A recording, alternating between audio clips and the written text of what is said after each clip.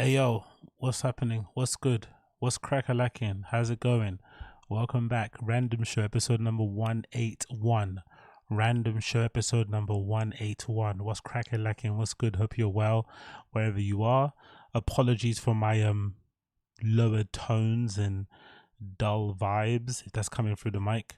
I'm currently on the mend from having a bit of a crazy week of illness.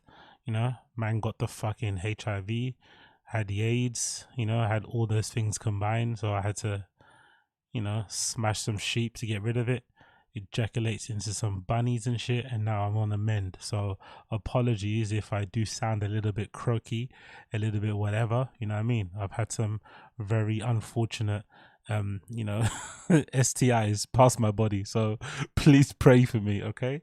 I'm currently on some antibiotics. I'm letting that shit rinse through me, right? I'm letting that stuff leak out of every orifice of my body, and I hopefully should be well. Hopefully none of you are eating while I'm saying this, but yeah, prayers and God blessings to all of you out there on the interwebs.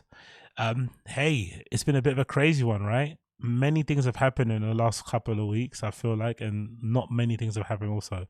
Feels like a bit of a random one, but the most pressing news of the day has been this is he fired, is he not fired story with George, one of the producers, guys behind the scenes at the Firing a Kid. It's been really funny to watch because, you know, it's one of those classic own goals from Brendan and Co, where it could have been handled far better, and it wouldn't have been an issue. It wouldn't have been something to talk or debate about or laugh about. But you know, as we know with Brendan and Co, they are sharks in business. They are beasts of businessmen, and they know just the right way to deal with people. You know, they're the fucking what do you think? They're the pros when it comes to human interaction, when it comes to feelings, when it comes to empathy, when it comes to professionalism. So we're going to talk a bit about that and a few other bits and bobs concerning DJ Academics. I'm sure most of you have seen the Academics news. Pretty crazy. Essentially, he's been, it sounds like blackmailed by an ex-girlfriend and an ex-sneaky link. The sneaky link is essentially blackmailing him because she's accusing his friends and him of raping her when she was asleep. And then the ex-girlfriend is accusing him of not being rich or hitting her or something, I don't know, and she also stole money from him. So a whole crazy thing to you know, talk about, but we're going to cover it all in excruciating detail as we do on the Random Show, because we have nothing else to do but do the Random Show things, right? Cool. So let's continue. Yeah, big up Robert Minas, man. I have to. This is immigrant mentality, man. You know what I mean? Immigrant mentality. You know, I was brought to this country as a refugee. You know, my mom was she ran across, you know, she ran across the ocean to come and fucking bring me into this country on her back. You know, wrapped me up like, you know, those African aunties where you wrap the baby up on their back. You know what I mean? I was a little kid hanging on the back of my mom as she ran across the water like fucking Jesus. So I have that immigrant mentality. You feel me? No such thing as a sick day. You just keep turning up, even if you're fucking coughing your lungs out on the fucking, you know, till of the store that you're working at. You just keep on working. There is no such thing as fucking sick days when it comes to immigrants and refugees. So big up all my immigrants and refugees out there. Big up all my undocumented workers. Big up all my cash in hand people. Big up all my brand envelope mandem. Big up all my 0 hours contracts mandem. Big up everybody that has an English name and a name from where they're born from. Big up everybody of that ilk. You know what the deal is. You know the pain. You know the struggle. Raise your fucking fist in the air. I feel you. Anyway, moving on.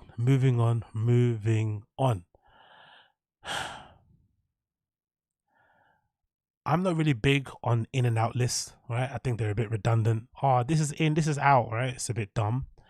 But I do think we need to leave these topics out.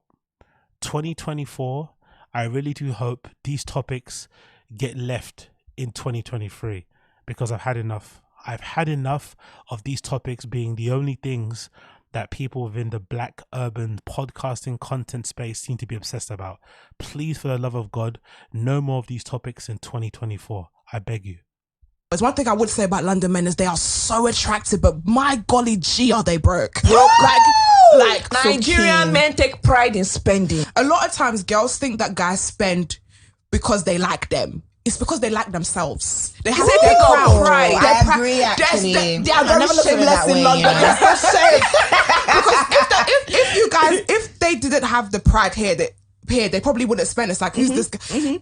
They're prideful, so they're like, I don't want this girl to think I'm broke. I don't want. They don't mind if you like think I'm suffering in London. They don't mind if you like think I'm sitting in single bed. It doesn't matter. They're so shameless. They don't mind a girl. They'll be looking at them thinking, who's this girl? It's honestly, I love how proud the men are, and regardless of why you're spending, to me, as long as you're spending it, I don't even mind. But in London, it's very shameful. So I really do hope we leave those topics of men and women dating, relationships, romance nonsense in 2023. I've had enough. I've fucking had enough. But on the topic of this conversation, shouldn't you be more proud? Shouldn't you be more proud of not having people buy you things that you don't know? This idea of pride being in the ability for you to spend copious amounts of money on somebody you want only for sexual, pleasures is absolutely ridiculous. Why would you do that? Why wouldn't you save your money for somebody that you are planning to spend the rest of your life with, or that somebody you're willing to actually settle down with and have a long-term relationship with? Why would you spend money on just randoms just to impress them? And maybe I'm the only one in here that thinks like this, but am I the only person that gets embarrassed when somebody offers to pay for something for you? Why would you get embarrassed when your friend offers to pay for your lunch or pay for your dinner or buy you a drink, right? You feel a little bit embarrassed. You feel a little bit indebted. How do people not feel embarrassed when it's a complete stranger and you are basically, following them around town because they have an ability to buy tables, to buy bottles, to get you fucking fancy handbags? Surely now in the year 2023, with the prosperity that some places are having, with the job market being what it's being, with the somewhat equality in pay between the genders, if you're a woman that's out there that's really getting it and you're a fucking boss bitch, aren't you out there making your own money so you can afford to buy your own things? Why are you waiting for somebody to pay for your stuff anyway? It makes absolutely no sense. And this idea that you can shame guys because they're not willing to spend money on you being a stranger is absolutely ridiculous. But I do like that they admitted that guys in the UK are proud of what they have and what they don't have. Because I remember a story particularly, one of these guys I knew who used to be a bartender at this bar I used to go to, he ended up picking up this girl at the standard bartender stuff. He ended up kind of hooking up with this girl and taking her home. And you know what happened when he took her home at the end of the night? Because I was there after fucking locking, having drinks. He took her home on the back of his BMX. He took this girl back home on the back of his BMX to his shared broom he had. And I don't know if you have it in other places, but in London, because the housing market is fucking crazy and there's not enough places for people and people get priced out, there are people out there who share rooms where they have like a divider in a fucking double bedroom. One person has a single bed on one side, one person has a single bed on the other side. This guy managed to take a grown-up woman in her mid-20s back home to his house on a BMX and smash her on a single bed that he was sharing with another male that was only split with a fucking curtain. So that obviously is a good thing because it shows UK guys have fucking game, right? Because he wasn't lying to her. He didn't tell her he had a Lamborghini. He didn't tell her he had a fucking mansion. She knew what it was. She got on the back of that BMX and he smashed her on a fucking single bed, like overlooking a curtain with another guy in another side pretending he's sleeping. But that aside, I think if you're a dude out there, save your money, save your presents, save your gifts for somebody who actually means something to you. Whether there's somebody that's going to be a girlfriend, somebody that might turn into being a wife, a mother, but save that ability to spoil somebody for somebody that actually is going to mean something to your life, not just a random flunky, especially somebody you're trying to hook up with. This idea of spending money to fuck somebody is really strange. Like, oh no, buying gifts for somebody to fuck somebody is one of the weirdest things I've seen in culture nowadays, because it essentially it's very close to the line of being prostitution. It kind of feels like it, like you're exchanging gifts for prostitution. And the funny thing about it is that the same women who are open to having these experiences with guys where they are willing to have them, but they're willing to receive gifts, they're also the first people to get really offended if the guy suggests, hey, how about you give me something back then, like you're fucking whole.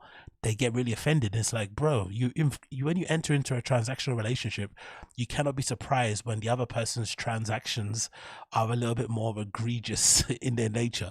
That's the kind of, you know, muck that you're joining in. I think if you have any value for yourself as a woman, you probably shouldn't involve yourself in transactional relationships, because it can get really dark very quickly. So again, I'm sure there's guys out there that are willing and able to spend money and they enjoy it. You know, I'm sure that does exist. I'm definitely somebody that I definitely attest to the idea that if you're a dude and you're inviting a girl out and you want to take her out, you want to show her a good time, you want to spend some time together, hook up, whatever it may be, I really do abide by the adage that you should go out of your way to make sure the night is amazing by taking them out, picking them up, you know, getting them the cab home if they don't want to go back home with you, paying for the drinks and the meal. I'm a big believer in that and making a good impression on the first date. But there's making a good impression on the first date, and then there's, oh, take me to fucking Selfridges. That's fucking insane. Or take me to Chanel. That's fucking insane. If I want to make a good impression, if I want to put my best foot out there and I'm into you, of course, there's no, you know, there's no limit to what I would be willing to do to kind of make sure I can increase my chances of getting you out of your house to meet me. Whether it's, hey, how can I get you here? Can I get you an Uber? Can I pay for your dinner? Whatever it may be, just to make sure that we can spend time together, cool. But all the other shit about just spending money on people, buying people cars and bags and stuff, it's like, what? These guys probably have family members that are probably, you know, are probably way more in need of that money than some random flunky. But regardless, I think these topics are redundant. I think they're boring, and I really do hope that we see the end of these fucking topics in 2023. Please, no more in 2024. I think, and even if I get on my fucking if I get on my red pill shit, I literally think those type of topics are really holding back the black community. And again, I don't believe in the whole collective black community thing, but if I was to really, you know, get on that fucking red pill fucking soapbox, I'd say those type of topics are really holding us back. Like, we should be spending time thinking about, you know, how to fucking resurrect and restructure infrastructure in Africa and stuff, and, you know, fix maybe, you know, dilapidated areas in our neighborhood, and maybe figure out ways to empower and encourage young kids and shit to stay off the roads. And instead we're on podcasts fucking arguing about how much money you should be spending on a first date. It's like, please, please, please, please grow up. Enough. But again, what do I know? Moving on from that and what do I know, let's talk about this topic, right? Concerning academics. We have to talk about the academic stuff. So academics is going through a fucking crazy situation at the moment, where he's essentially being blackmailed or being threatened by two different women. One woman is some sneaky link who is alleging that when she was, you know, taken back to academics' home, two of his friends allegedly raped her, and now she's suggesting that academics raped her too. And then there's another woman who's academics' ex, a lady called Shy Glizzy, who's I think the main one who's been causing him loads of problems recently, the one that leaked the pictures of his pimpled belly, the one that allegedly, you know, slammed the door, you know, on his mom's hand and shit, essentially quote unquote hitting her, the one that stole money from him, loads of fucking crazy shit. Now she's in a situation where she allegedly stole $500,000, $500,000 in cash from academics across a series of safes.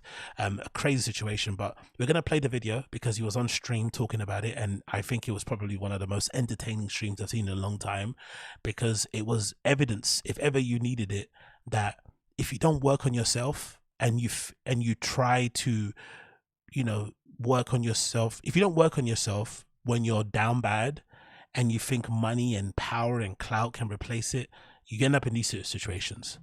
Because it's clear as day to anybody, especially dudes out there, that academics thought that he could close that gap of not being a loser or being a loser and a bozo with money. And unfortunately, what he's seen is that, if anything, it's just made him a bigger target to people who can sniff out guys academics who clearly have, you know, insecurities, issues that they've kind of dealt with that they haven't. Big up Sarlux. White guilt. Exactly. Why? Big up Sarlux. Yeah. So this is really a crazy situation, but we're going to watch the stream now where he speaks about it, and I'm going to obviously commentate along the way. But if you want to watch it yourself, it's on his channel, The Academy. It's also on his King Academics channel. Check out yourself, but I'm going to obviously be stopping it here and there as we watch it. But this is an incredible stream. reason why I'm even going live about this, and everybody's just spam one in the chat if you can hear me. One in the chat if you can hear me. One in the chat if you can hear me at all. I just want to make sure we can see. Just off the short one, AKADEMIKS' face. I don't know if that's his like bone structure or whatnot, but he is so fat. Like, it's incredible how fat he is, and you'll find out why.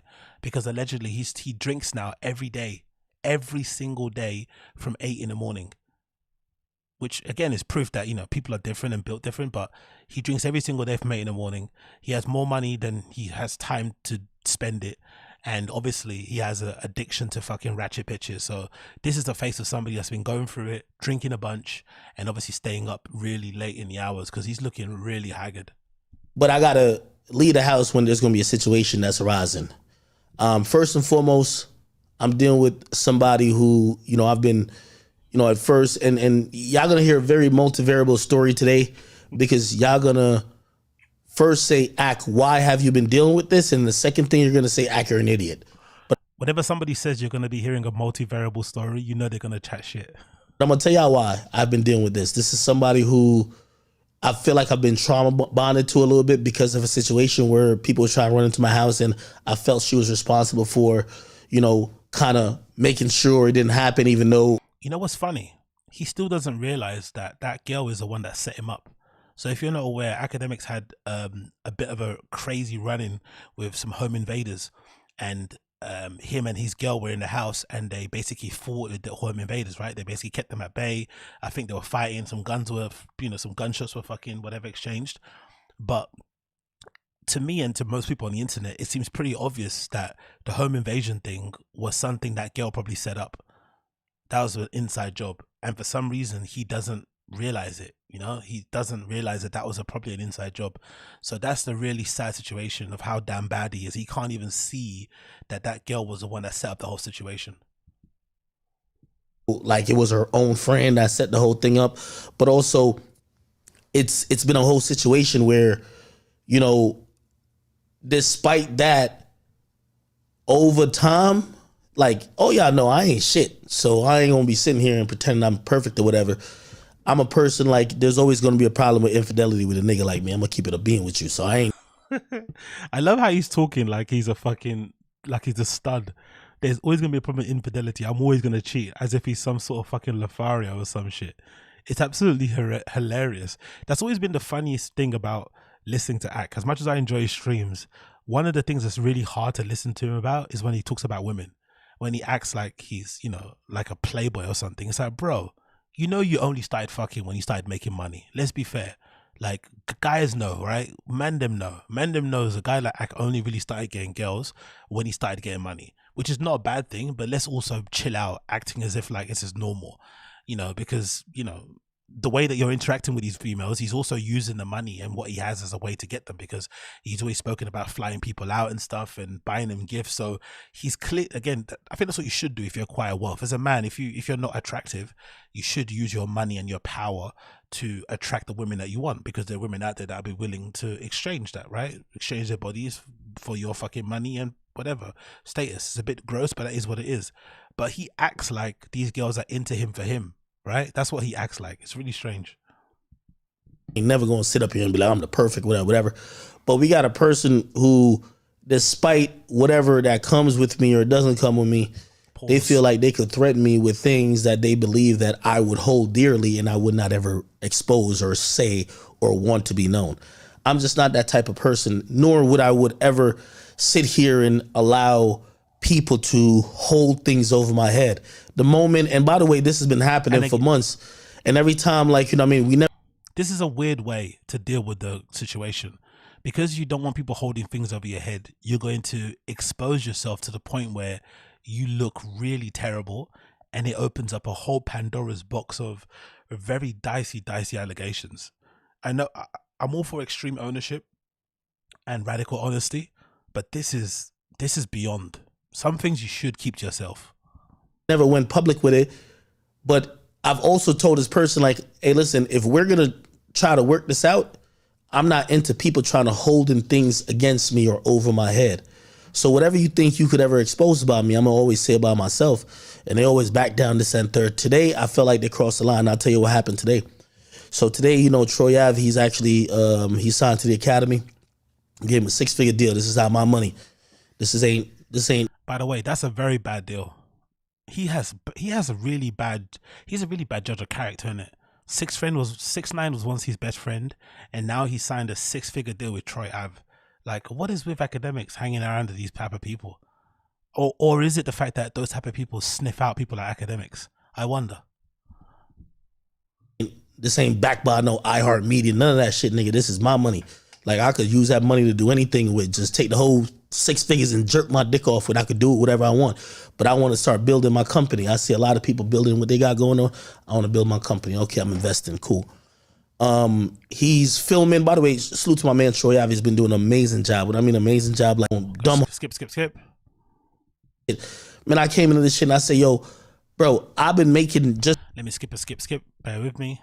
Let's get to juicy bits.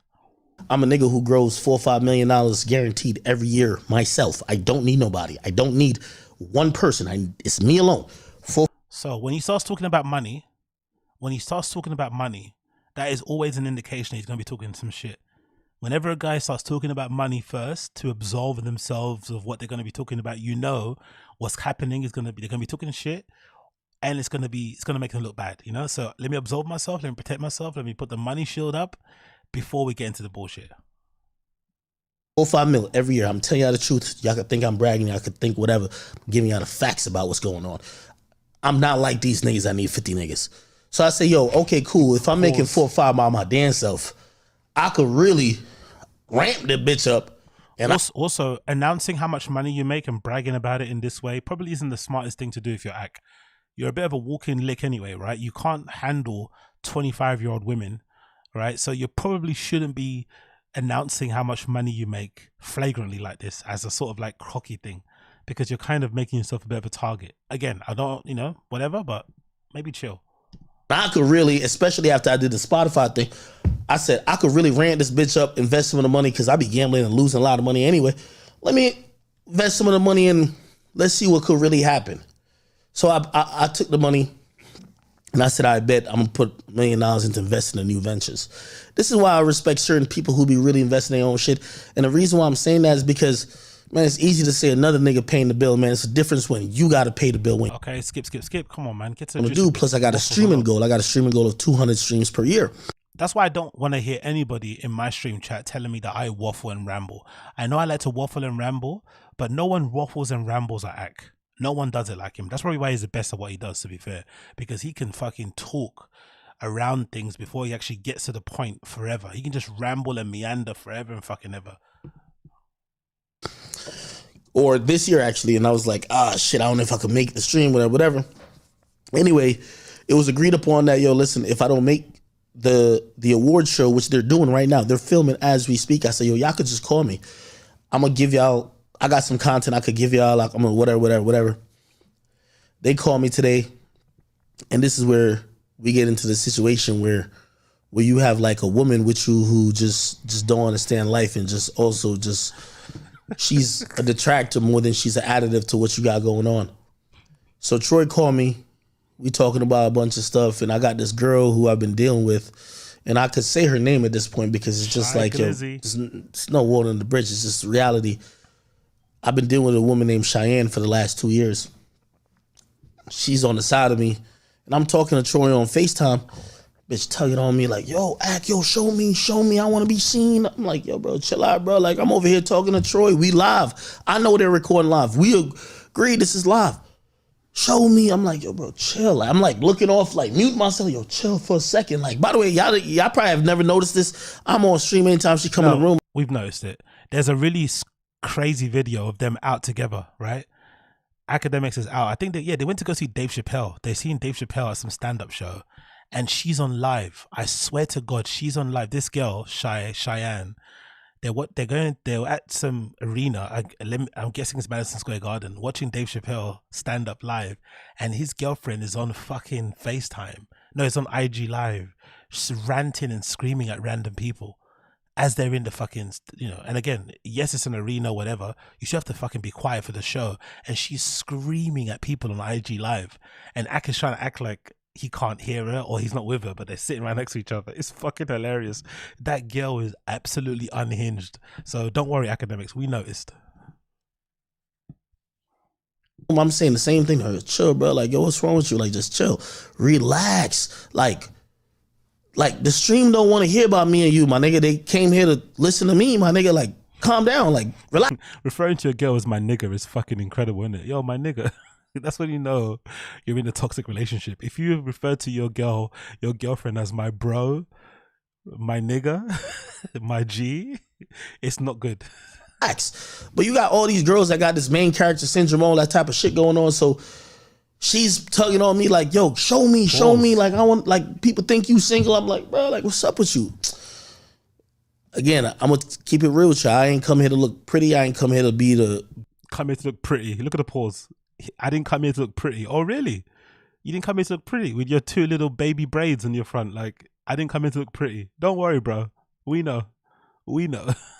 You know what's funny too? No homo. All the pictures of academics when he was a bit skinnier, younger, he actually was kind of cute looking. He wasn't as fugly as he is now. Like, he's pure evidence of what happens when dudes just let themselves go. He let himself go like he's in a relationship. He's not even in one, you know? He's like a bit of a bachelor. So if anything, he should be taking more care of himself because he's single, right? But he doesn't. He actually went the opposite way. It's crazy. And he's not even that old also. It's like... Be whatever y'all want to think. I came here to tell the truth. So y'all gonna say a lot of things about me and I might agree. Yeah, I did some dumb shit. Cause I even showed her. I'm like, shit, she fucking bugging me. I'm like, yo, all right, hey, look who I'm with, blah, blah. She started getting, yo, you better, like. Yeah, there's a stream actually with academics and Sneeko. They go to Las Vegas and that Cheyenne girl's in the videos and it's like a short cameo and Sneaker's talking to her, but you can tell from that short cameo of 20 minutes, maybe you guys have seen it, but I think Sneaker was in Las Vegas, I think during maybe like a UFC fight or something, and he bumps into academics and he's out with his girl. And that short cameo of her being in Sneaker's IRL stream, you could tell she's unhinged. Like, that girl is legitimately crazy. I think academics has to go and see somebody and he leaves her with Sneeko. And she just starts like complaining. Where is he? Where's Ak? Where's Ak? Where's Ak? Where's Ak? Da, da, da, da. And Sneako's trying to reassure her. Don't worry, he'll be back in a minute. He's just going to go and talk to whoever. And then for a brief 2-minute period, it kind of felt like she was like, you know, offering herself to Sneeko a bit. So it went from her panicking and getting really, you know, having this like almost manic dependency breakdown thing. Then it quickly switched to her like trying to suck off Sneeko in a weird way. It was honestly so strange. I was looking, I was like, wow, boy, this woman is really like, and I'm not even meaning to be mean, like she actually might have some mental health issues. Like, I wouldn't be surprised, like legitimately must have some issues. She's shouting already. I'm like, yo, bro, chill, bro. Like, you know, we doing content. Anyway, Troy Ave, like, you know, he's calling anybody. Troy Ave don't know what's going on. He calling everybody. Troy Ave then calls Whack. Whack been online on No Jumper Show talking about like Blueface done fuck my girl. Now, some of Blueface, that troll as well is really good because for whatever reason, I think it's worse in America. I don't think UK guys care that much. That's one thing that, maybe because we're all heathens, but I think American dudes, no matter what race they are, seem to care a lot about who their girlfriend, wife has fucked before. It seems to be something that really bothers you guys over there.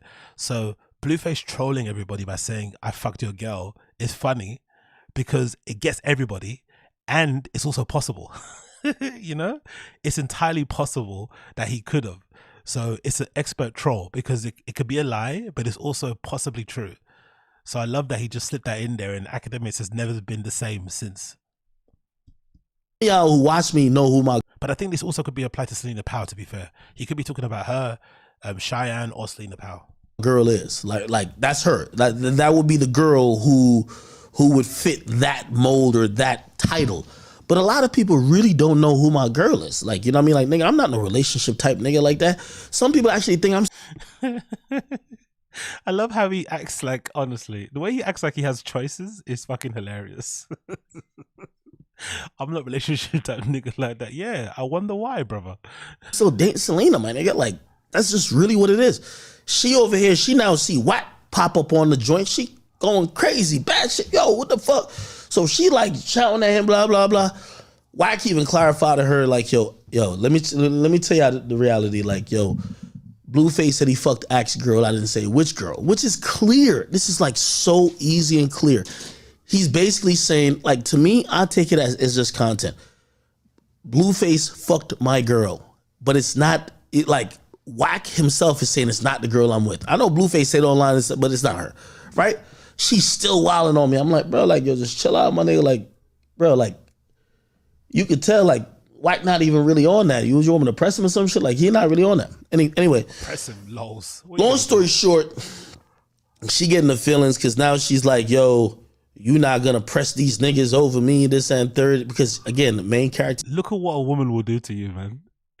This woman's out here cheating on him with 1 million people, stealing his money, hitting his mum, and now she's pressing him to what? Fight Blueface and Wack 100 to defend her honor. Yo, these women are fucking horrible, man. She wants him to defend her honor. It's crazy. Yo, big up, yo, appreciate you. Thank you for the super chat, brother. I appreciate you. Or whoever you are, brother or sister. Thank you for that. Oh my God. It's a syndrome. Shorty gonna send pictures or really like weird things of me to niggas like Adam 22 and Troy Ave. She's like, oh, I'm gonna show these niggas that really I'm your bitch and I got pictures of you that nobody would want to see. And I'm like, this is why I'm even here. It's like, yo, bro, like, what type of girl would do that? Like, yours, obviously. Yours. Why are you surprised? This girl smashed, I remember she smashed an egg over his face. She's been belligerent in the background, just screaming random shit. She leaked the fact that he had like herpes, right? That was the same girl that leaked the pictures of him having herpes. She leaked a picture of her. There was a picture of her with so ratchet. There's a picture of her with the obvious black eye sucking Academics' dick. I think that's her. And you see his belly and his little pee-pee. It's like, it's one of those pictures that you don't want to ever see again. It's at least pictures of him having all the pimples on the ingrowing hairs or pimples or whatever in his belly. Like, why you, yeah. If me and you locked in and you my bitch and like I've been giving you mad shit for 2 years, why would you ever send a nigga some weird pictures of me or even do anything like that? But big up all the man them in the stream chat who've bust down a fucking who've bust down a crackhead. Big up all my guys in the stream chat who've been down bad. That they bust down an actual crackhead, like an actual legit crackhead, like with like bruises everywhere. But then I realized I'm an idiot. I'm a sucker. I'm really like on some down bad shit for the story I'm finna tell you. So this is a girl who's been trying to hold things against me because she really believes that I am so much in fear of these things getting out. So first and foremost, I'm gonna tell y'all a few things. Okay? And I could start with a bunch of things about me and her relationship, but I guess I can start. Let me look at the child. No, let's fast forward. Come on, just get to tell you I'm a victim. Nobody knows this story. I'm a victim. Academics being the victim. Imagine, this is hilarious. Also, keep in mind, Academics was the guy that was hard on FOTS. Strange thing to talk about, to be fair, right? To be like a movement hard on FOTS is a weird thing to even talk about. Strange. Like, why do FOTS need to be, you know, dealt with in a hard way? Like, what are they doing? Are they trying to overthrow governments or like, you know, displace people from countries and shit? Like, what's happening? Anyway, he was a hard on FOTS guy. He's very, very vocal about other people's relationships and baby mothers and dramas and cheating and shit. Just listen to what happens now. Listen to this part of the story. Listen. Story, and I got my assistant sitting over there. She don't know the story. This is so much. Let's go. Things that I care that much. Skip. By the way, everybody knows, especially because this is after my break-in, I had got 50 guns in my house. So really, when the police was coming, they were serving a search warrant. I'm gonna tell you what it's all about. They were serving a search warrant. They know I got 50 guns. The town that I live in issued me 50 guns. I have them in my house. That's a fact. Ooh, bad boy, huh? Fucking Academics Rambo. 50 fucking blickies and you still got robbed of $500,000 in cash by a fucking 25-year-old girl. Like, come on, brother. So when they're coming in, remember, they're serving a search warrant. They got in their computer system. They got 50 guns. We got to come in a little bit. They knocking on the door, whatever. My mama, who's upstairs with my dog, and then I'm downstairs, like I'm playing Fortnite, some shit. My mama don't know what's going on. He's busting down these fucking forts with his mum in the house. God damn. They're asking her to open the door. My mama don't know. I remember the only thing my mama screamed out, she was like she called me Junior because I got my same name as my father. She said, Junior, get the gun. Because she heard the story. This is after niggas try to break in. So she's telling me, yo, baby, like. Imagine having to rely on a day drunk academics to defend you with a gun. That's probably the worst thing, isn't it? Academics, as fat and unathletic and uncoordinated as he is, having to defend you while he's drunk, holding a gun.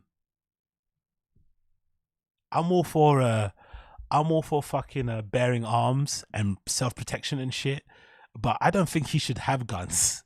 He maybe should have somebody in his house that has a gun, but should he have his own gun to operate when he's drunk all the time? It's probably not the best thing, innit? It probably might end up like, who's that guy? That fucking South African guy without the legs that mistakenly shot his girlfriend. He got released recently, right? That guy, right? That could be one of those situations, academics, right? God forbid, though, God forbid. Like, yo, I think niggas is coming again. Like, get the gun. It wasn't that. It was the cops. I'm downstairs. I always have a gun with me. Yeah. Oscar Pistorius. Academics Pistorius, bro. Bang, bang. In my house. I don't care. I sleep with a gun under my pillow. Every time I sleep with 2 guns. Anybody know me? Academics John Wick. Academics John Wick in the chat. I'll go to my crib. There's guns galore. Cool. I see it. And by the way, on my phone, it pops up. It pops up that the police is outside. And I see them. Because I got cameras everywhere. My mama don't know how to work the shit in my crib. Like, this is my crib, nigga. She don't know how to work it like that. So I seen it. Anyway, I put my gun away. Saying to your mom, this is my crib, nigga, is fucking hilarious. But that's what happens, I guess, in African and Caribbean families. If you actually make enough money, you can actually get away with saying anything. Obviously, if you try to tell your mom, hey, this is my house, nigga, she'll definitely shoot you right now. But if you was to make, if you were making 4 to 6 million a year and you retired your parents, you could probably say that to them. You could probably tell your mom to shut the fuck up. Wait, because I seen it was the police. By the time I walk upstairs, the police kicked my door down. By the way, these are expensive doors. I live in a mansion. It's a $2 million house. Regular doors. Get out here, you brokies with your regular doors. I've got those $200 million mansion doors, bro. You know what I mean? Them things are made out of what? What are they made out of? His doors are made by Eliante. Jacobs and Co. doors, right? Is that what he's saying? Yeah, it's Johnny Dang doors.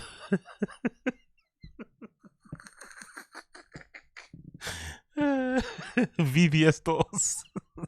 These doors cost me $25,000. They kicked my door down. The reason they kicked it down, when they're telling and shouting for my mom to open the door, my mama don't open the door because she's like, what the fuck is going on? Bet.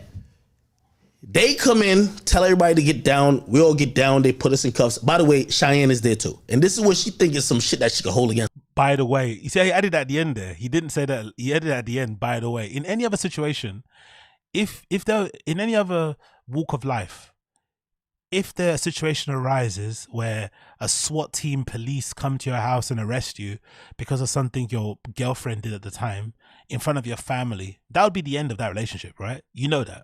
Your mom will be bad-mouthing the girl. Your dad will be bad-mouthing them, the family, right? It would be a stain on your relationship. And it would probably result in you guys breaking up or it being irreversibly bad. But for somehow, this wasn't a red flag to him. This is not normal. Normal people don't just get raided by the police with their girlfriend and mum in their house. It's not a normal occurrence. The fact that he didn't see this as a red flag is really concerning. Me. They put everybody in cuffs. I'm in cuffs. Even my mama is in cuffs. We're all sitting there. What's going on? I'm like, I'm still wondering, like, what's going on? I'm like, yo, what's up with y'all? Like, what's good? Police officer, what's up with y'all? What's good? It's Big Ack. Come on, man. It's Big Ack. Subscribe. Come on, man. It's Big Ack. Nobody tells me nothing. Anyway, they asked me if I want to go down to the station. I'm like, I really have no idea what's going on. I do go down to the station. Bro, I go down to the station and I get kind of really what they're doing. Okay? So I'm going to make a long story short, but this is the reason why my house got raided. Please do.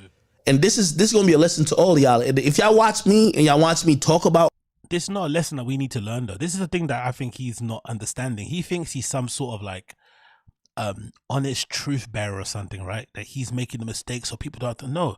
No normal person would ever get themselves in the situation that he's in. There are so many red flags ahead of the situation that got crazy.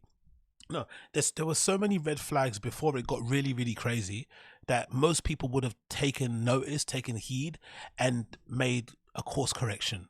You don't need it to go to the lengths of her stealing fucking money and all this sort of shit. You would have seen the signs. Okay, this person's unhinged. It's getting a bit crazy. It's toxic. And then obviously averted course. The fact that he let it get to this end is not a commendable thing at all. Zero. He's trying to excuse his naivete, his ignorance, his insecurities, his lack of experience with women. He's trying to excuse all of that in this sort of like blanket term of like, yeah, look, this is a lesson that I did, something bad, so that you can learn from it. It's like, nah, brother. No, most people wouldn't do this.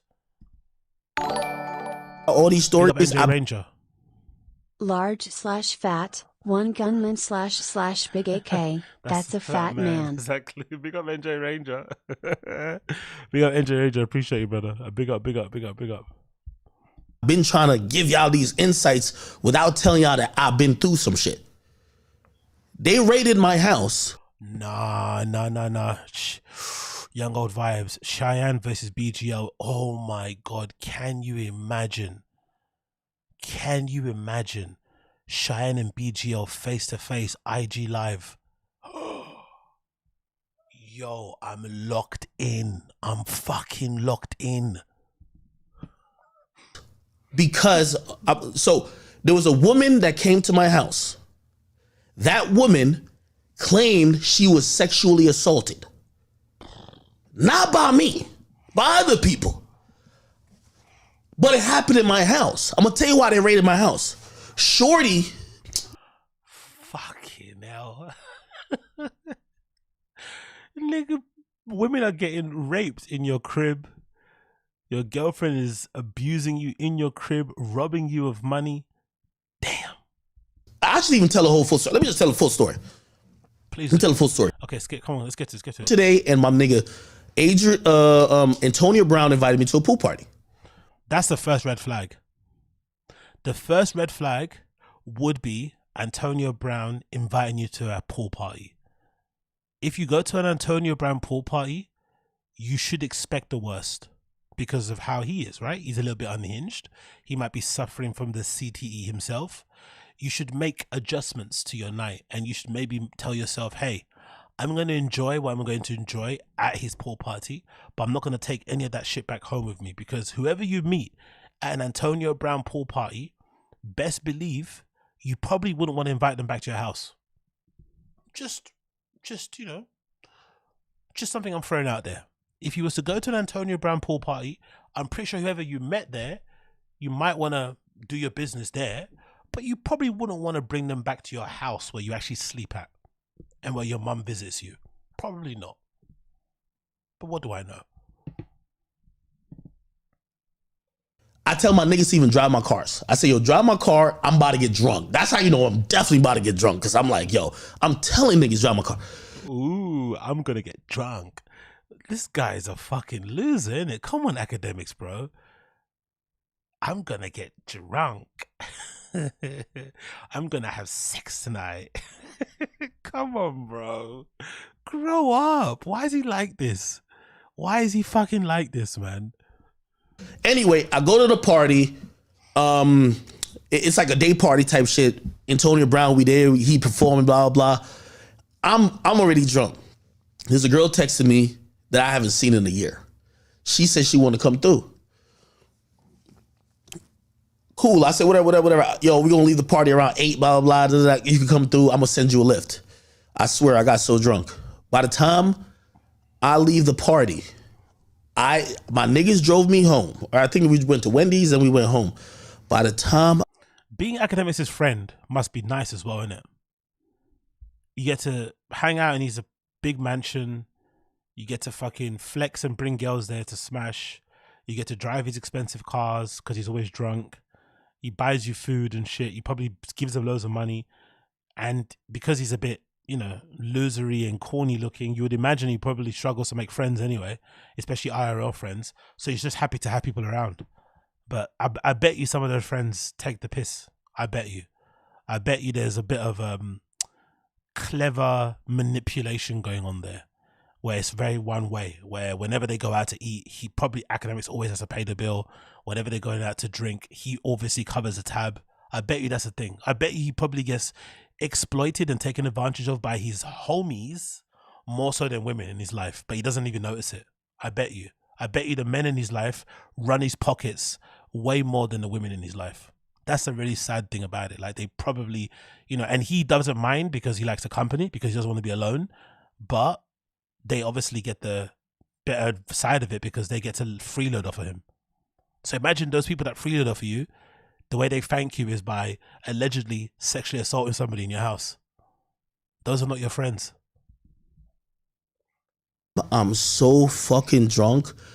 When I get home, I go to I walk, and I swear this is the whole story. I promise you, I can't lie. This is why I can't lie. I'm Jesus Christ. I can't believe a bitch I really laid with and I really trusted. I bought everything in the fucking world would ever even try to play with me like this.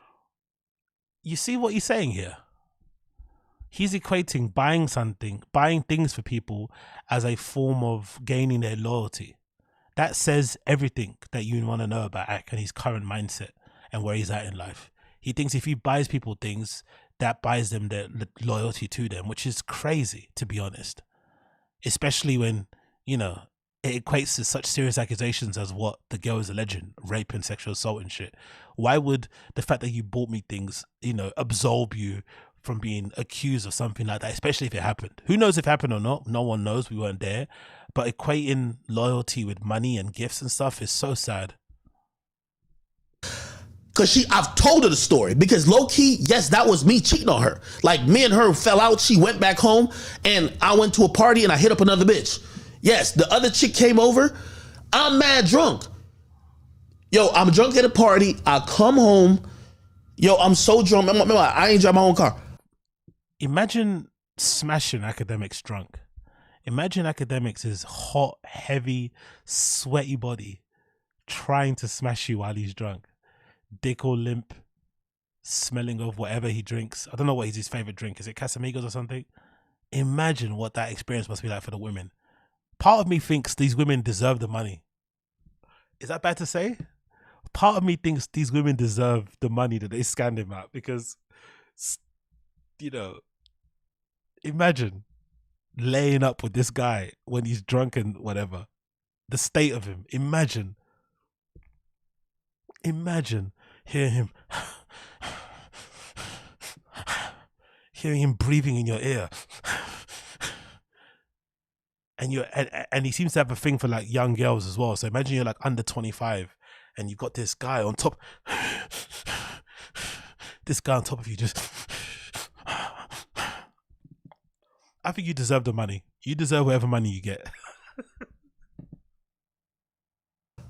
I walk upstairs to where my master bedroom's at and I fall out. This is why y'all gonna see what the lesson is in this. Yo, the lesson is, don't go to Antonio Brown's fucking pool party and try to smash girls or try to bring girls there back home. And the other lesson is, don't get super drunk where you're passing out and you have no idea what's going on in and around you. I just pass out. But you learn that when you're fucking 16.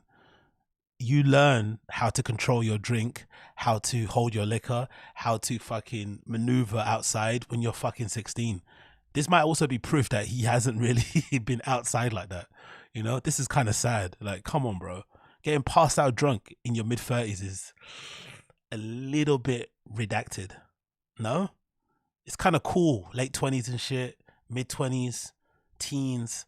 But when you're in your mid-30s and you're getting blackout drunk, especially when you're a content creator, I think it's different when you're a dude that, when you got a regular 9 to 5, I swear to God, this is a really toxic opinion and very destructive.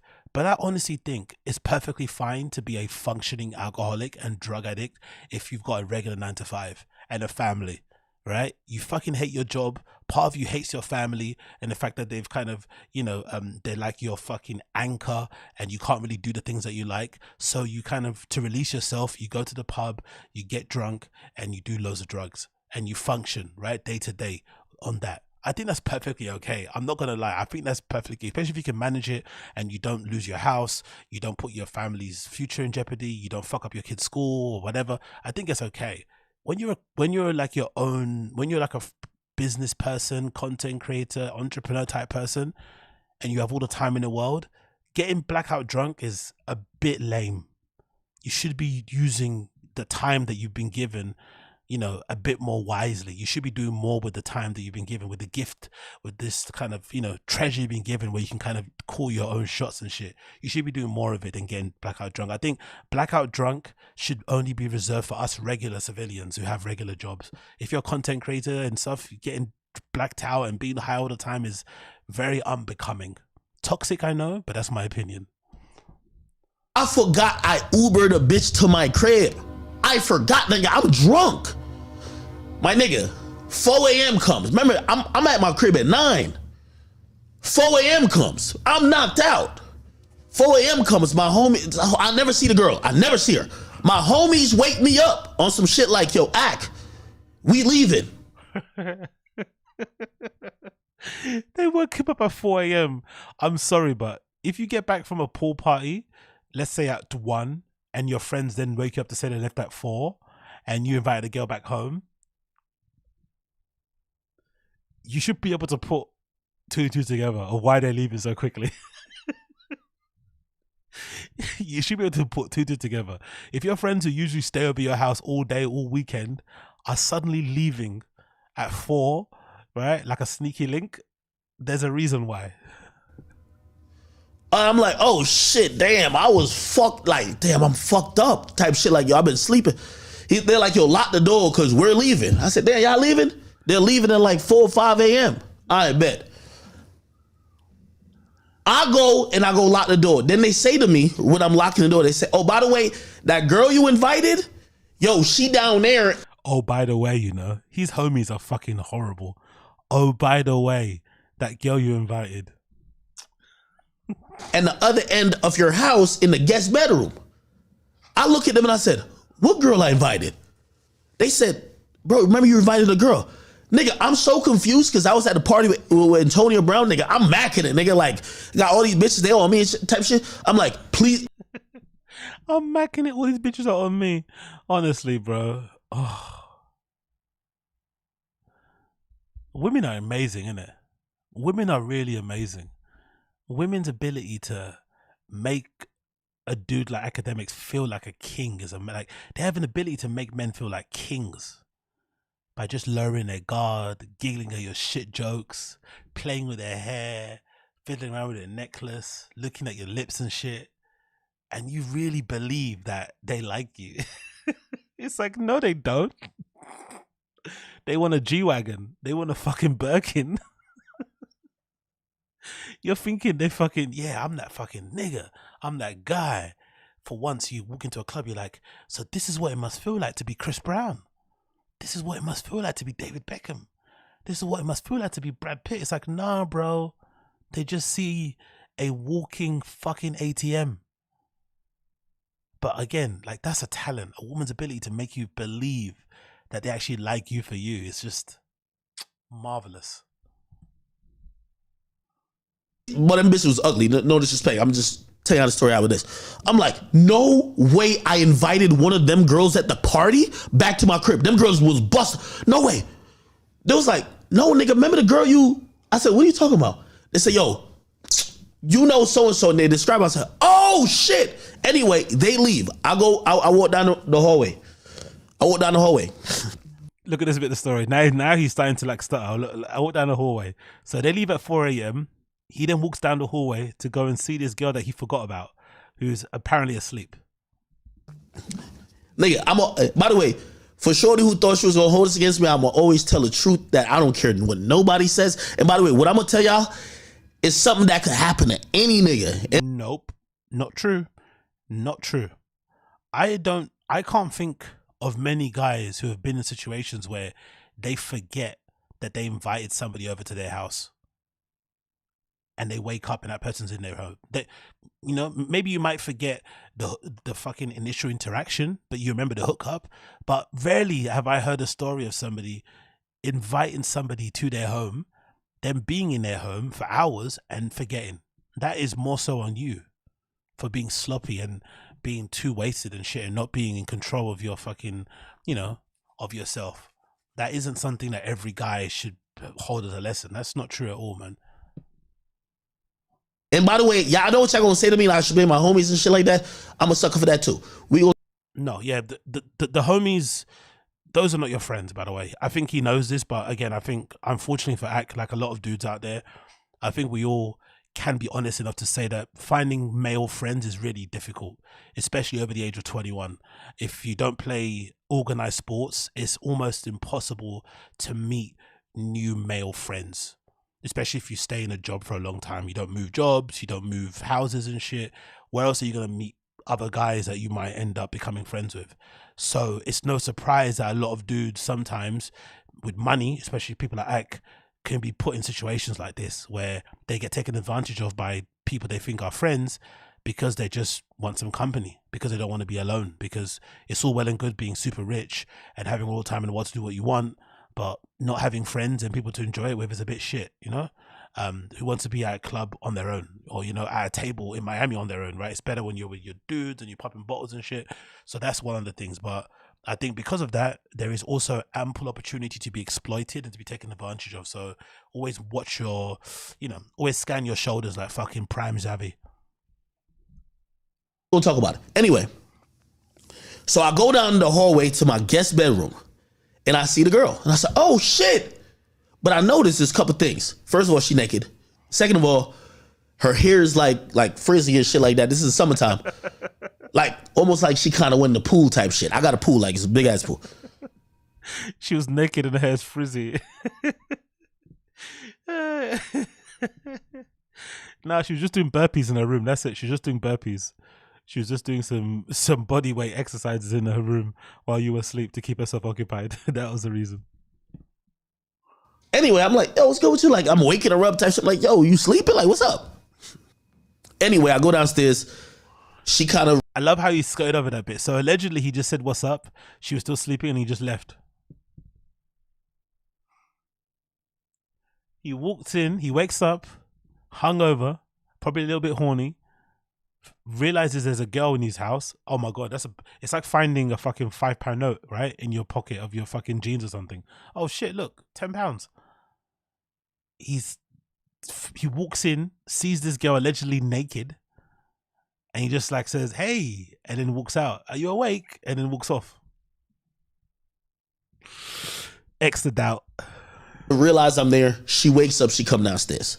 She was telling me about some other shit she wanted to get me with. Like, this is before I was really on Afrobeats. Like, I don't want to dox her neither because she know what it is. She ain't never say no weird shit. This is why it's so crazy that this is the girl that I've been, and I think it's because she mad because I cheated on her type shit. It's her trying to use this against me. It's not the girl that was really in it. So anyway, that girl woke up. And by the way, I hate to tell this part because it's going to make her look crazy. And this is why I refuse to give out that girl's name. Okay. So so it's a nighttime, whatever. I remember saying, see all the bits he's missing out. He's purposely skipping all these. There's a lot of omissions there, a lot of details we're not getting in this story, a lot of details. So keep that in mind. Like, damn, what was y'all doing when I was sleeping type shit? She was like, oh shit, now we were just having fun, blah, blah, blah, blah, blah. Now, granted, this is a girl who I've been dealing with for a couple of years. I've messed with her for years. When she came over that time, she had told me she was like a dancer, some shit like that. You know what I mean? And I remember, and I don't know if maybe my niggas took it the wrong way, because I remember she had told me, she was like, yo, the girl you used to know, like I'm on some bad girl vibes now type shit. Like basically she be like doing her thing. And I remember I told him, I'm like, yo, if you're having conversations with a woman and she says, I'm on my bad girl vibes now, and you're Axe age, you probably need to take a long, hard look in the mirror as the type of woman you're talking to. If you have a woman that ever speaks to you in this way and you're at his age, you probably need to age up. You probably need to bump up who you're dating, because that is hella cringe and hella corny. I'm on some what? She might as well have said I'm on my city girl shit or something. Like, ugh. She's what? A literal child. God damn it, this story gets worse and worse. Oh, this is before when I was going to the party. I was like, yo, I'm about to get this girl coming over later for me. But she telling me she on some different vibes. I don't know if that's what they took. And I can't really speak to other niggas' thing. I can only speak to myself. All right, bet. Cool. We're in the morning now. We're in the morning. And once the morning happened, and I remember even that night, like that night when she woke up, I went in my backyard and I'm like, something don't look right back here. I'm like, yo, what's up? Like, what was y'all doing when I was sleeping type shit? Because I know. He went in his backyard. He was just slipping on semen like Rocky in that jail, right? He started slipping on fucking semen. He's like, what the fuck's going on? What's all this Vaseline on the floor?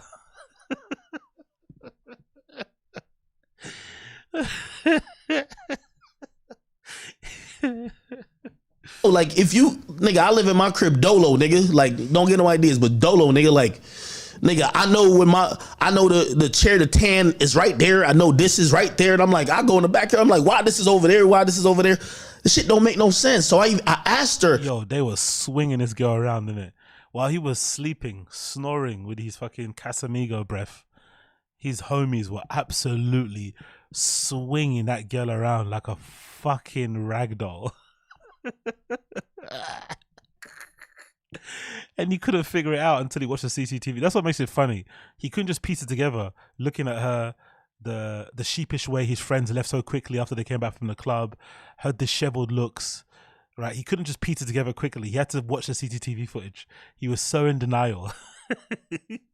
The fucking, the coom covered fucking pool area wasn't an indication of what happened at all. The panties on the top, on the fucking flower pot. You couldn't figure it out. And she was like, nah, we were just having fun type shit. That's what she told me tonight. In the morning, I gotta let my dog out. So I go let Pluto out.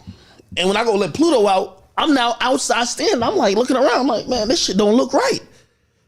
Here's the thing, I got cameras everywhere in my crib, and this is the reason why y'all gonna realize the raid. Yeah, this is the raid, the cameras, and this is like, I'm telling y'all now that I could hear the whole story. Bet. So now I'm sitting there. This is the morning. I'm looking around. I'm like, what the fuck? I know my backyard. Something ain't right. She's telling me they were just chilling, having fun, waiting for me type shit. But I'm sleeping, and I'm asleep from like 9 p.m. since I got in the crib, and they don't wake me up till 4 a.m. That's how many hours? 7 hours. Okay. Anyway, remember when she told me the night before, I'm believing it. But but in the morning, I'm looking around when I'm letting Pluto. I'm like, something don't sound right. I go on my camera. I go to my DVR. I'm looking what's going on. Gang, this is facts, and I'm not trying to make her look crazy, and I'm not trying to put her in no type of weird position. This is just reality. Brother, this is a girl who I've been dealing with for like 2 years on and off. We were not steadily, like we were like, hang out, not really hang out, not really hang out. That type of shit. You feel me? She's actually like a really good girl. Like, she's a girl who kind of gives like really nice energy, like not one of them like sexy red type children. Like, not to disrespect her either. Fucking hell, what did she do? When I look at my camera in the morning, gang, the shorty was getting like, I don't even like, she was getting trained by my two mans. Like, honestly, I swear to God, any other guy with a brain would have been able to piece this story together. From the moment you saw her, he only realized what happened when he saw the CCTV footage. He was so in denial. He was so in love, so wrapped up in this idea that because he buys this girl things right? And because he's laid up with her, that she wouldn't betray him like that. It's like, bro, like, what did you expect would happen? You came back from a party, liquored up, in a big mansion, and you left your two friends alone with some random girl that you hook up with from time to time. What did you think would happen? Honestly. Decent guys would have not done anything, right? They're actually your friends and they know that's your situation. Even if it's not a girlfriend, they wouldn't have touched her anyway. But if these guys are paid homies, right? They're like clout homies, all bets are off. Anything is possible. So the fact that he only realized it watched CCTV footage is super sad, man. On my pool deck the night before when I'm sleeping, I'm dead ass. This is what happened. Nigga, I couldn't believe it. I'm like, what? Nigga, I invited you over here. I paid a lift. The lift was like $200. Nigga, she lived. I don't even want to say where she lived. I'm like, what? £200 lift.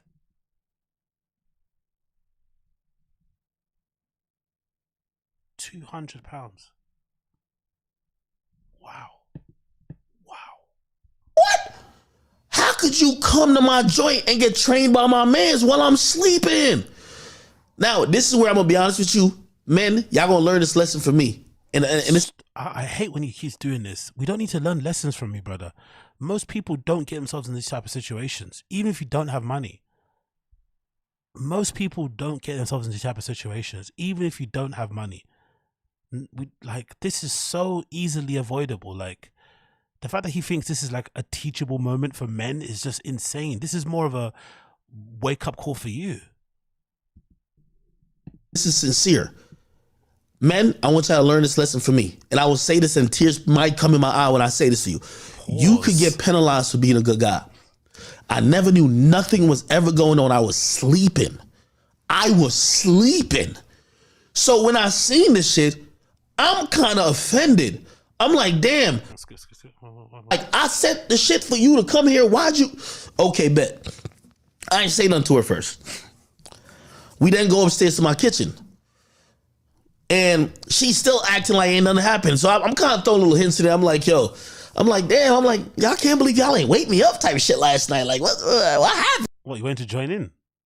He wanted to fucking triple team this girl with his homies.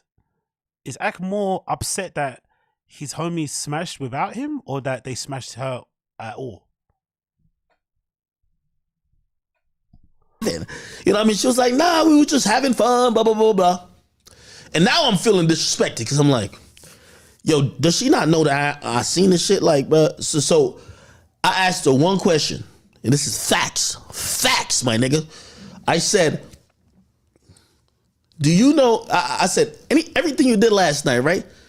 I said, you wanted to do, right? Because, you know, just off like, because she's acting like nothing happened. And I'm like, everything you wanted to do, right?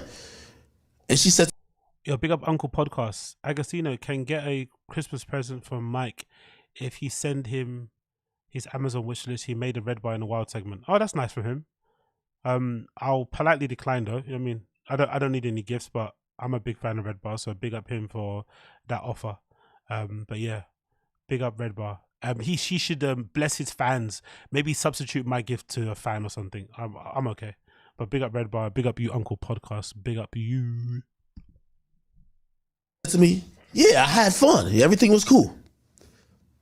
I'm a little tight. And by the way, some of y'all gonna hear the story and be like, you caused this on yourself, because maybe y'all can say tender dick or whatever, because I could have just said nothing and I would have never been in these problems. Because sometimes when a girl... No. It's not about not saying nothing. Again, he's not realizing what's happening.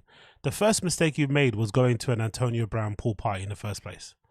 Randomly, right? If you're going somewhere like that, you plan it ahead of time. You know what you're having a plan of attack, for lack of a better term. You hit what you need to hit over there and you just leave and you go home. You don't bring back anything from that party to your house. There's obviously other mistake that you made was getting too blasted that you don't remember anything and that you fell asleep and left your homies alone with this girl that you invited that you forgot she was in the house with. That's mistakes that you made that most guys wouldn't make those type of mistakes. So it isn't really, that much of a teachable moment when the moments that are meant to be teachable are a bit common sensey, is intoxicated or whatever she is, bro, sometimes it's you shaming her that causes her to do some shit, nigga. So she's like, nah, everything is cool. But I'm feeling no way because I'm like, really came to my crib and just fuck my niggas and really think I don't know type shit. Like, so I said, damn. I said, I ain't gonna lie to you, man. I'm like, yo, y'all made a motion video last night, man. In reality, I said, y'all got a whole video of whatever happened. And she was like, what are you talking about? I still think she playing dumb. I'm like, I said, bruh, you know, it's all good. I ain't even tripping. I'm like, I'm just trying to make sure, yo, you good, whatever you did last night. And, you know, I ain't think you was that type of girl, but fuck it. It's cool. She was like, why are you acting like that? Because now I'm acting distant. She's like, yo, why are you acting like that? I'm like, why was he beating around the bush? Like, if this happened, this shows that he had feelings for the girl and he was probably not admitting it to himself, innit? Because if you're annoyed, why is he beating around the bush about this for so long? Why don't you just ask her flat out, hey, what happened last night, man? Did you fuck my friends?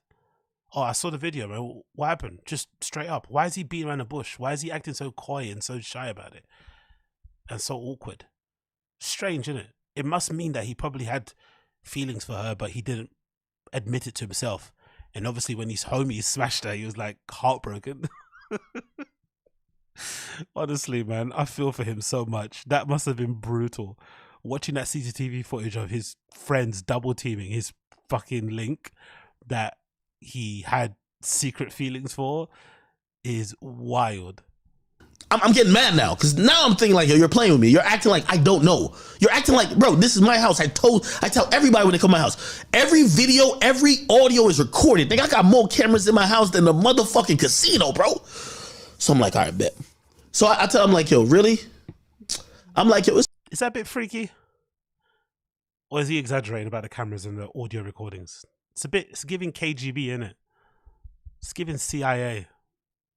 It's giving Big Brother. It's giving Lil Act freak-offs. You know, like, why is everything recorded, sir? And what parts of the house aren't, you know, don't have video recording systems? Like, I don't know. It's not the best place to hang out. Like, if I want to go to a place to kick it, right? If I want to go to what do you call them we call them in the UK afters. I think in the US you call them kickbacks. I don't think the good place to go back to a kickback is a place where you know there's cameras everywhere. You know, the first thing you do when you go to a kickback is you close the blinds. You know what I mean? You know, if you know, you know. So imagine going to somebody's kickback and they've got little red dots in every corner. It's like, and audio recordings, not just video, audio. What the fuck are you? Who are you meeting at your house? Like warlords or something? Like, what is going on, man? It's cool, bro. Like, I see you fuck my niggas type shit. She said, nah, I never fucked your niggas. Really? Bro, you did. No, I didn't. She was like, I ain't gonna lie, like, I probably got naked and like twerk for them, but I ain't never fuck them. Already I'm thinking like, I know you lying now because you're admitting to get, first of all, why would you even get naked for my niggas? If you came for me, you don't know them niggas, whatever, cool. I bet. So I show her, I'm like, yo, bro, you don't gotta lie to me. It's cool. Like, I get it. Like, this is the first time I seen her like in a year. I said, you don't gotta even lie to me. Nigga, I show her on my phone. I said, bro, look, right there. She got another excuse. She said, oh, nah. So it was a video of her naked in my pool, bent over by the deck, and then one of my niggas got his dick out. Like, pause. I'm sorry, I've got to give you all the details, but I keep telling you, somebody can't ever put dirt on my name without me telling the truth. There's telling you the truth, and there's just this. We know, like, this is maybe another example of people that are like sexually inexperienced. He's describing a story where his homies smashed his sneaky link, that he obviously had more feelings for than just a sneaky link. We know they smashed you and you had the footage. You don't need to describe it in graphic detail what happened in the video. This is like, do you remember that saying or that phrase or that thing people say where they're like, oh, you know, a guy is like repressing their sexuality, like, you know, maybe afraid of coming out as gay or something, when they're overly descriptive describing their sexual encounters or things they want to do with women, right? Because normal guys don't really talk really in graphic detail about girls that they're hooking up with to their friends. Some dudes, there are some freaks like that in your friendship, but most regular dudes don't just sit around and talk about, oh yeah, I fucking push my piece in the back of my fucking wife's throat, right? No one does that really. You just keep that stuff to yourself. But when guys are like trying to, you know, maybe suppress their own sexuality, or maybe haven't come to terms with it, or when dudes are really inexperienced, they usually go above and beyond to describe details that probably aren't necessary to the betterment of the story. You know, it's just like, we know your homie smashed the girl that you brought back home for yourself. I know it's crushing, it hurts, it's a betrayal, but you don't need to describe in graphic detail the positions that they were in. We get it. But maybe this is him trying to come to terms with it, you know? I don't know. So I said, bro, like, look at this right here. She was like, like at first she was like, yeah, he might have took his dick out. Like, I think he rubbed his dick on my pussy, but I'm like, yo, bro, you really lying to me right now. So I ain't even gonna hold you. Nigga, I scrolled in the video. Nigga, I got the video in my shit. I scrolled in, I said, bro, here's a video of him fucking you. Then I scrolled again. I said, here's a video of him fucking you and you sucking off my other man's. Oh, what? Now the story's changed. The story now becomes, what? Oh, I didn't know that. When she apologetic, she's like, yo, you gotta believe me. Like, yo, I would have never did that. Like, yo, shit, I'm so sorry. I would have never disrespected you like that. Like, yo, I came here for you, this, that, and third. Anyway, my mama had to come that day, like on some real shit. I ain't even. Jesus Christ. The icing on the top of the cake. All this happens, and the next day, his mum's meant to visit his house. Most dudes would get up to their dirt or their slime shit a couple of days before. But this guy was going to have his mum walk into a house, you know, full of sex smells and liquor and men the next day. Holy shit, bro. It's proof. You know, if you're from the black community, if you make money, you can get away with anything really, because what a way to receive your parents. God almighty. Bullshit. My mama was coming to my crib. So it's not only like, usually when that girl comes to my crib, she stays a couple days. Like, I ain't even bullshit. She usually come stay a couple days, bring clothes. Ooh. But my mama was coming that day, so it wasn't because I was salty. And, you know, if y'all don't believe that, you'll believe that. But that's really what it was. So I told her, I'm like, bro, I ain't gonna lie, yo, you gotta go, yo. So she's looking at me like, damn. And she said this. She said, damn, yo, you mad cold with me right now. She's like, usually you get me breakfast and shit. Like, why are you so cold? And I'm like, what's good? Nah, my mama what's good, my guy? Go. What's good? In here, like, yo, you gotta go. Bro, she's automatically like looking at me like, oh shit. Oh, you really thinking? So she's apologizing like, yo, believe me, I'm not that type of girl, blah, blah, blah. Anyway, and we're going to get to the raid. I call her a car. She leaves. She calls me in the car. She says, yo, I'm sorry. I don't want you ever think I'm that type of girl. I came there to hang out with you. Like, and she even said this verbatim. Why would I come there and fuck your friends and not you? Like, this woman is on all fours with his homies on 4K, and she's still managing to fucking play with this guy's head. He just must be the easiest sucker to fall in it, really. God almighty. Why are they even still having conversations on the phone at that point? It's like, it is what it is. It happened. Move on. Why would I come there and fuck them instead of fucking you? Like, come on, like, does it make sense? Like, now, this is her apologizing. Cool. When she gets home, and I'm gonna be honest with you, this is I honestly, to this day, I still think I fucked up by doing this. Because I'm shaming her now. I'm shaming her. I said to her, yo, I'm gonna keep it a bean with you, bro. And you came to my house and had two niggas just fuck you raw. I ain't seen no condom, no none. I told her, I said, yo, you should go get tested, man. Like, you done. I said. Why is he talking like that for? Is he trying to act like Blueface? And is this not proof? Is this not proof that most likely AKADEMIKS' large majority of experience with women has come in the last 2 years since he's been a popular content creator? because I just noticed like his overuse of fucking, his overuse of, you know, his tendency to overly describe sexual acts and stuff.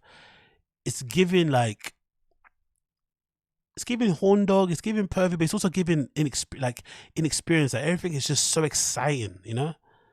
It's describing in graphic. Like even though he was heartbroken that he saw that footage, I won't be surprised if he kind of got a little bit hard seeing that footage of his friends busting open his fucking girl. You know, it's really odd. And even this bit here, he tried to shame her at the end. Like, so you have more of an issue with the girl than your homies. Again, in the hierarchy of blame, they both probably occupy joint first. But I would probably feel more betrayed by my friend than this sneaky link that I've known for 2 years only. Yes, she should probably have some loyalty to me because I invited her to my house, I paid for her Uber, whatever. It doesn't entitle you to have sex with her, don't get me wrong, but just in terms of loyalty to me as a person, hey, if you're not going to offer it up to me, then don't just fuck my homies, you know what I mean? That's okay request to have or expectation. But to put all the blame and to put all the mind games and to try and shame the girl and not lose your rag at your friends who didn't tell you, again, smash this girl behind your back, didn't tell you, ran away from the scene of the murder, and you haven't confronted him till this day, probably. I don't think so. That's a bit odd, you know? That's a little bit strange. But again, I won't be surprised, like I said, that most likely Ak has probably got exploited by his male friends way more than the girls he's hooked up with. They're probably taking more advantage of him for sure, and he doesn't realize it because, or he doesn't really care, or turns a blind eye because he just wants friends. Yeah, that's wild, yo. You should go get tested, bro. And from that moment, she started like, because the denial shifted, and she kept like trying to like pivot on the denial to, yo, nah, send me the video. Yo, I'm pretty sure I didn't fuck him. And I'm like, bro, you fucked him. And she was like, no, look again. And now I'm getting super tight because I'm like, bro, I'm not. Exactly, Sarlux. It's a long time between 9 p.m. tequila and 4 a.m. Exactly. Exactly. I'm about to watch this video of you getting fucked, my nigga. Like, it's on my surveillance. Like, bro, like, I was fucking with you. Like, what? You want me to watch the video of you getting fucked? You probably watched it a few times. I bet you if you was to get up that watch counter for that clip, it's probably in the hundreds. Cool. She keeps saying that, whatever. She then tells me, by the way, I ain't gonna lie, and I'm gonna keep it being about everything. My homies did not tell me they fucked her. At that point, I only seen on my security cam. My homies did not tell. Remember, they woke me up that night. Yo, let us out. Let us out the crib, or lock the crib. They did not tell me they fucked the bitch that came for me. They never told me that. You know when that conversation happened, Shorty now says to me, yo, I'm gonna keep it a bean with you. Like, I really don't believe I would really do that. I'm not that type of person. Yo, you're right. I should go get tested. Remember, I told her to get tested, right? I think, and that's why I said, like, maybe I fucked up by, like, because now I'm making her seem nasty, right? Like, yo, go get tested. What the fuck? She said, yeah, I'm gonna get tested, and yo, you know, I'm gonna get a rape kit. I tell her, I'm like, nigga, I'm like, yo, get a rape kit. Like, so good. Like, yo, whatever. I said, whatever you got going. But she keep. So he shamed her to the point where she felt like her only way to kind of defend her honor was to then accuse his friends of raping her. So Ak not only has terrible friends, he's also a terrible friend. Because surely there's a part of you that thinks if you did see CCTV footage of your girl that you were hooking up with smashing your friends, maybe you just keep it to yourself to save your friends from any situation. You just kind of leave it. You kind of pretend it never happened, let the girl go on her way, and kind of sweep it under the rug. You might, if you're, again, it's a bit devilish, it's a bit dark, but that's what you may do. The fact that he pushed this girl to the point where she wanted to defend herself, and to defend herself she's now accusing his friends of rape, is wild. But I'm also liking that he's not mentioning the fact that she's also accused him of rape. That's the thing he's omitting in this story, which is very interesting. Again, when you listen to people tell these type of stories, the bits that they leave out is always odd. There's many gaps, many jumps in time that don't make sense. So if that girl's accusing your friends of rape, why wouldn't it extend to you if you allegedly tried to wake her up in the night when she was sleeping? You know, again, who knows what happened? But again, this is all his fault from the beginning. Went out of his house, lastminute.com, to an Antonio Brown pool party, and instead of just hitting whatever was there, dealing with it at the pool party, that's what pool party's for. You get up to what you get up to over there, and then you come back home. You try to bring back something there, and look what happened. So again, extreme ownership type of person. Jocko Willink book, make sure you buy it. I think this is all of his fault, personally. Asking me like, yo, are you sure what happened after this? How did both of the guys get there instead of one? Because I remember talking to him, but I remember the other guy, and I'm like, bro, I'm not watching it. So now I'm getting defense. I ain't watching that shit no more, gang. I'm not watching the shit. Okay, that's the last time I talked to her. The next time I talked to her, she asked me one random day, like 3 days later, yo, could I get your friends' names and numbers? Bro, you still trying to, like, I say, yo, you fucked them. You can't get their name and number? Why the fuck you need me to get their name and number? I don't know. Like, come on, bro. Why you keep asking about niggas you don't fuck? Someone allegedly gets raped in your house, and you're like, come on, man. I don't know them niggas. Leave me out of this. It's like, this is the problem of inviting randoms to your house, bro. You are responsible for what happened inside your home. Unfortunately. Oh my God, what a fucking shit show. Fucked.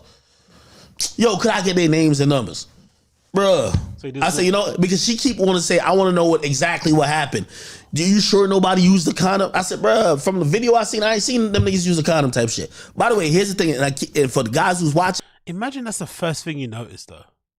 It's such an odd detail, isn't it? I know it's obviously important, but noticing something like that is very specific, isn't it? That means you are really paying attention and probably enjoying what you're watching. Like, there was no condom. He pulled your hair. He let into whisper into your ear. It's like, bro, like, what is going on here? Are you heartbroken or are you turned on? This is what being a good guy gets you. Because I could have acted like nothing happened. I could have just chalked it to the game, which I probably should have, and be like, that's a girl. You know how girls are. Yo, I've thought about this a million times. I really think that me making her feel some shame made all this happen. Or you kept drilling her about it, and then she kept piecing, and then the more she thought, the more she was able to piece together what happened, and she put it together. Maybe he pushed her into actually remembering what happened. If he would have just left her alone, none of this would have happened. Maybe that's actually the case. So we fucked his friends over by being too nosy. Because the day after, when she walked up to me, she said she had fun. And I'm the one feeling the way like, bro, you had fun fucking other niggas, bro. So this is what I'm trying to tell you. Being a good guy, cut that shit out, man. Don't help no, like, bro, if it don't got to do with you, man, let everybody get out of the mud. Fuck that shit. What does this story have to do about being a good guy? This is a story of a dude allowing his lust and his dick to dictate his nights out, and being too intoxicated and not in control of his, you know, of his surroundings and situations, and allowing a situation to get out of hand that he could have easily been in control of. Because if he was up when they all came back home from the Antonio Brown pool party, none of this would have happened. Most likely, if he was up and it was him, his two homies, and this cheeky link, most guys in that situation would hang out, you know, have a couple more drinks at the crib, and then make their way out, because no one wants to be in a crib just hanging out while your guy is getting up to his shit in the next room. You know what I mean? It's a bit awkward. So they would have probably been left alone for the majority of the night. They would have gone and nothing would have been okay. But the fact that he wasn't in control of himself, the fact that he went too crazy, is what led to all this shit. So there is no good guy here. No one's a good guy here. They're all fucking awful people. The girl involved, the two homies, him, all terrible, terrible bottom feeding people. All of them. If what Ak is saying is true about the girl, and she's now trying to falsely accuse his friends of rape, she's horrible. If it's not true, and she still put herself in a situation where she got taken advantage of in this way, it's horrible still. If his friends took advantage of a girl in that situation, they're fucking horrible. Like, everybody in the situation, every character is deplorable. There's no one to root for in this. No one. shit. So anyway, she keep asking. She say, "Yo, I want to see the video." I keep telling her I'm not gonna keep watching a video where you're fucking my friends. You were supposed to be fucking with me. Okay. She asked me for my friends' names or whatever. I say, "Yo, you know what? I'm gonna give you my man's number." Still referring him to his friends as well. It's so sad, man. Those guys are actually still his bros. Imagine. I said, "Whatever you want to know about that night he fucked you, you go talk to him. Y'all go talk, okay?" All right. When I get home, I was coming from my studio, and when I get home, 20 minutes after I get home, that's when the raid happens. My mama's screaming. She's saying, "Get the gun." I'm looking on my shit. I could see it's police. I put my gun away. I locked the other way guns away. They put me, my mom, Cheyenne in cuffs. They bring me down to the station. I don't know at this point. I don't know what it's about. They're asking me about the situation. Yo, what's whatever, blah, blah, blah. Let me tell you why they did the raid and why they did the search warrant on my crib. And this is another thing. Yo, after that, bruh, like even to this day, right now, I pay $4,000 for an apartment I don't go to. I got an apartment right now I do not go to because I refuse to bring people back to my crib. I'm going to tell you why.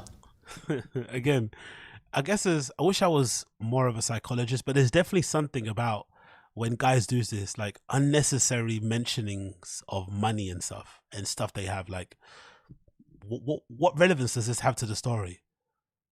Like, you know, like there is something manipulative and conniving about this, isn't it? Just unnecessary mentions of money and material things and shit. It's like, okay, you've got an apartment you don't use, cool. Like you were just talking about your friend running a train on your fucking cheeky link. What does this have to do with it? The reason why they did that search warrant, the reason why they kicked the door off my fucking, they kicked my door off. Well, obviously my mom didn't open the door. It was door. Just did what they had to do. Very expensive door. But they kicked it off because they felt like my mom, you know, like is stalling or some shit. The reason why they did that is because Shorty went to the cops, and the cops reading and listening to her side of the story, they're saying, "Oh yeah, Shorty got R-worded. Academics got the tape. It's at his house, but he don't want to give up the tape." So that's their whole mentality. Act don't want to give up the tape. Does that make sense to you? Could the police get a search warrant to confiscate your CCTV camera footage and computers because of one person's accusation that quickly? Huh? No questioning, no nothing. Just she comes in with a story, and then they can suddenly bust down your door and take you off, or take you into a station and what? I don't know. Everything is on my house is documented on tape. So they kicked my door off, took all my cell phones, took my DVR, and then they bring it down to the station. Also, here's the thing. Everybody knows me in my like where I'm from. I'm like the popular nigga in my town. You're the guy that has a lot of money. I don't think you're popular, this is one of the interesting way he kind of sees himself, to be fair, but hey, let him live. So now they bring it down there. Nigga, they even called me. I said, because at first I was so bewildered. I didn't even know what was going on. By the way, I get and I'll tell you the truth. This is facts. My nigga, I'm a rich nigga, expensive nigga. My nigga, I spent $100,000. I got a $100,000 retainer on a lawyer, and I never got charged with nothing. But they serve a search warrant on my crib. So they serve a search warrant and they interrogated me. So I got the best lawyer known to man. I get that lawyer. We're trying to figure out what's going on. They're like, "Oh, we're investigating this sexual assault, alleged sexual assault." Long story short. Also, don't you find it interesting? He talks about everybody else's situation, but he never spoke about this when it happened. Only now that the girl's trying to expose him, he's now coming out with all the truth, quote unquote. The double standards of some of these, gossipy content creators is kind of crazy, isn't it? You get into everyone's business. You microanalyze, armchair fucking psychologist shit with people. You scrutinize, you judge. But then when you get into some real passer, some real dicey shit, he was fucking mute. You didn't hear a single lick about this whole shit, about this attempted or alleged rape situation that happened in his house. You didn't hear about none of it until he mentioned it. I wonder why. And this is why shorty who thinks she got something over my head, bro, it's clear as day on tape. You feel me? Matter of fact, I still think the county got my DVR because I just got a new DVR. By the way, they sent me all type of shit like, yo, act you good, like nothing with you, like you're straight. And here's the thing, my friends, no Saucy Santana, who's on the tape fucking the girl, they didn't get charged. It was like, yo, hey, listen, there isn't enough evidence that showcased that you didn't want to fuck them. So the niggas didn't get charged. They raided my crib because it happened. And this is what the lesson I was trying to tell niggas. Bro, don't yo, remember when I was talking to Consonant? Anyways, you get the point of that story. Let's switch to some other clips. In general, the conclusion of this fucking horrendous story is that most guys, most women wouldn't let themselves be put in this type of situation anyway. I think that's what he's overlooking. Like, the fact that he got himself into this situation is a more of a bad indictment on him as a person, his current state of mind, and where the place he's at in life and shit, and the issues he hasn't dealt with, as opposed to the trifling nature of some girls out there. Yes, maybe there are some bad actors involved in the story, like the alleged homies, like this alleged sneaky link that, you know, at the first instance fucking gave it up to two of his friends that she barely knows. Cool. But still, this situation was in his control, and if he was on his shit more, if he was, you know, a little bit tighter with how he deals with things, this wouldn't have been a situation. This is more so as a consequence of being sloppy. And, you know, he's looking sloppy, he's looking haggard, he acts it, and unfortunately, he's now having some real life consequences. And again, I like Ackman, I like his streams, I think he's super entertaining. I like the fucking page, I read all the news, I check his clips out on Twitter and stuff. So, you know, I wouldn't want anything to happen to him. Do you know what I mean? That would be a sad thing, because he's obviously a good source for information out there in the hip-hop, urban music, whatever space it may be. And I hope he takes this lesson or this thing seriously and makes some adjustments. He doesn't sound like he is, but I hope he does, because this isn't normal. Like, this doesn't happen to regular people, and he needs to wake up and realize that, instead of kind of making it seem like, yeah, this is a standard normal thing that happens with guys with money. No, it's not. Even guys with money, even guys who are in the same situation as him, you know, in terms of how they acquired their money and how it changed their life, wouldn't put himself in these situations. And he needs to take more personal responsibility, accountability for it, to avoid it happening again. But I have a feeling, unfortunately, he won't, and it will probably end in tears for him. That's the real rap history of it, because, you know, let's look at the truth. The guy's in his mid-30s, he's rich as fuck. Why is there a need to change? Think about it. Why would you change? If you're that wealthy and you've been able to do what you need to do your whole life, why would you change now? There's no incentive to. So that's the crazy part. But what makes this worse is this clip. The lady in question decided to step out in front of the camera. The lady who's allegedly on the CCTV footage with his friends decided to make herself public, and she put out this video. It's looking fucking dicey for Ak. I hope this isn't true, but this is the lady, allegedly. I look crazy right now, but I'm not going to stand here and let this man continue to lie about me. That's not what happened, academics. You know that that's not what happened. And for you to pretend that you didn't do anything, that I just went to your house and I'm just some thought, like we didn't know each other for 2 years. You tried to save yourself after your friends assaulted me. Whether or not you got drunk or not, I know that when you woke up, you were on top of me too. You raped me too, and a rape kit was done.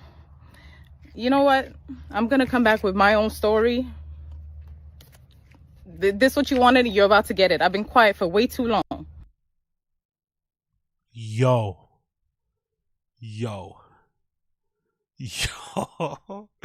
So she's not only suggesting that the sexual intercourse took place with the friends, so she's confirming that. But she's obviously saying that it wasn't consensual, and she's also now saying that Ak was involved in the fucking grape. I told you that bit about the story where his friends woke him up and said, hey, there's a girl in your house you didn't know about. And he jumped from trying to wake her up to being outside talking to her. I told you there were some gaps missing. And this is why. And this is the issue, because even if she's lying, imagine she's lying. Let's work a scenario out where this girl is lying. She's lying out of her fucking teeth, right? Lying through her teeth, sorry. There's no way of being certain that she's lying, because everybody in the situation was completely obliterated drunk. Mainly AKADEMIKS, the homeowner, the person that invited all these people to his house, the person that's ultimately responsible for what goes on in his house, right? To a certain degree. That's the issue when you get sloppy drunk, because now you open yourself up to these accusations. Now, she could be lying. She could be telling the truth, but we don't know. And he has no real leg to stand on without the CCTV footage. So I'm hoping the footage, again, I'm not too sure how footage can ascertain if it's consensual, because when it comes to the court stuff, you know, it's really strange in terms of how they can, I don't know how they'll be able to, you know, deduce if what happened on the tape was consensual. Although he did say there's audio, you know, recording gizmos all over the house, so maybe they was able to pick up some audio of them asking permission or something. I don't really know. But if he hasn't got that evidence on hand, yo, crazy. And again, think about how this situation all happened because of the hasty decision to go and turn up randomly out of the blue to fucking, you know, Antonio Brown's fucking pool party thing. Nothing good happens after 9 p.m. And a real player, a real guy knows you don't just spontaneously go to places when people just tell you to go. If you're out at a motive somewhere and you're near and you can get there, cool. But if you're at your house chilling, to leave your house and purposely put yourself in situations, it never usually ends well. I'm not gonna lie. And I'm talking about this as a certified fucking party boy. Rarely, if ever, have I left my house with no, imagine if I've been at home, no intention of going out, and somebody's like, hey, Ag, come out to this rave, and I've left and it's been good. Very rarely. Usually you make an effort to plan something and you go and then it's good or it's not. But very rarely have I been to a place and somebody's texted me spur of the moment and said, come and it's good. It's always ended up being a waste of time. You're regretting it. You spent too much money in an Uber. You lost your phone. You're what? I mean, always something dumb happens. So that's the first mistake he made. Shouldn't have stepped outside his house in the first place. And when he did, he should have been tightened. He should have been tightened up. There should have been a plan of action with the boys about what they're going to do when they get there, about having a rule of not bringing back any straggler alongs to the fucking crib, whatever. Or if they do, they have to discuss it before they bring them back. All this sort of shit. He didn't. And now he opened himself up to this absolute madness that's going on. So let's see how this plays out. But it's not looking good, because now people are dissecting his relationships and accusing him of some other crazy shit. Look at this tweet from this guy called Nate Rerun on fucking Twitter. He says, allegedly AKADEMIKS is linking and flying out underage girls and keeping in contact with girls to turn 18 to have sex with. That sounds a bit crystallerish, isn't it? That sounds a bit crystallerish. This is a new story, and there are multiple girls coming out asking, coming out about him, making them drink to the point of unconsciousness and unresponsiveness so they can assault them. Oh my God. So let's open the pictures. Look what happens when you move fucking sloppy. Little Ak, I guess that's his personal Instagram on Instagram, right? I didn't know that was his personal page. So he's in communication with this person. He says, where are you from? They say Michigan. He says, when you 18?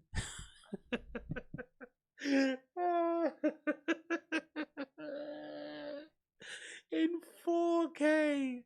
When are you? I swear to God, I've said some wild shit back in the day, right? Wild shit back in the day online. I've said some wild shit in the DMs. I've said some wild shit on MSN, on fucking, you know, BlackBerry Messenger, on SMS, on what. I've said some wild shit back in the day. But I promise you, hand on heart, on my mum's life, on my brother's life, on my dad's life, I've never uttered the words, when are you turning 18? Never. I swear on my life, I've never been in a situation where hey, when are you turning 18? Are you insane? Fucking hell, bro. And this is academics too. He's no, you know, this isn't like, you know, this isn't Kai Cenat. You know, if you're Kai Cenat and you're like 21, maybe it's a bit different. 22 and you're asking a girl if they're 18, it hits a bit different. But when you're and you're in your mid-30s and you're asking girls when they're turning 18, I'm sorry, but you sound insane.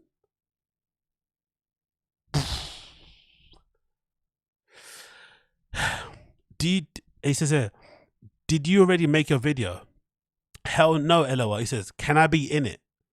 Yo, cousin, fine. Next one.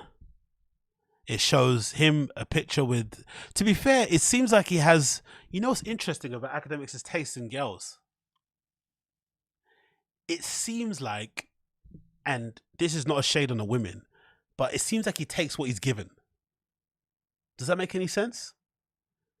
There's no like, there's nothing tying them together, like, you know, style-wise, look-wise. They're all just random. From the Cheyenne to the Selena Powell to the other one, I think it's called Angelica, right? The other one, is it Angelica? The one that kind of looked like she was always sad. They all just look random. So clearly he just like, if you flirt well enough with him in the DMs, it's on. You know what I mean? He doesn't really have a type. Academics' type is vagina. Consensual sex is academics' type. What's your type? Consensual sex. You know, because they're all so random. There's nothing similar about these girls whatsoever. There's no types. Because even Crystalia, in his dodgy underage shit, there was all the particular type. They were all kind of dainty, tattoo, kind of suicide girl adjacent looking. Whereas Ak is just, they're just all over the place. Another picture here. What's this show? This is a picture of a text message. It shows, I linked, okay, this is somebody talking to that girl, probably, to that guy, Nate Rerun. So this is probably an alleged victim. I linked with him this year, but it felt different.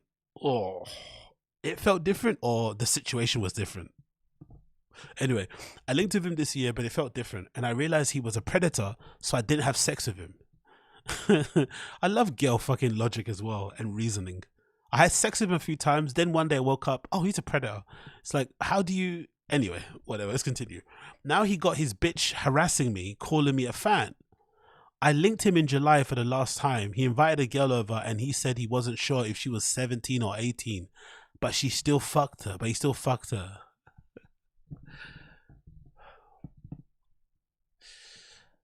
I get being into young girls, but if you're mid-30s and you're dealing with 17-year-olds and 18-year-olds, there's something wrong with you.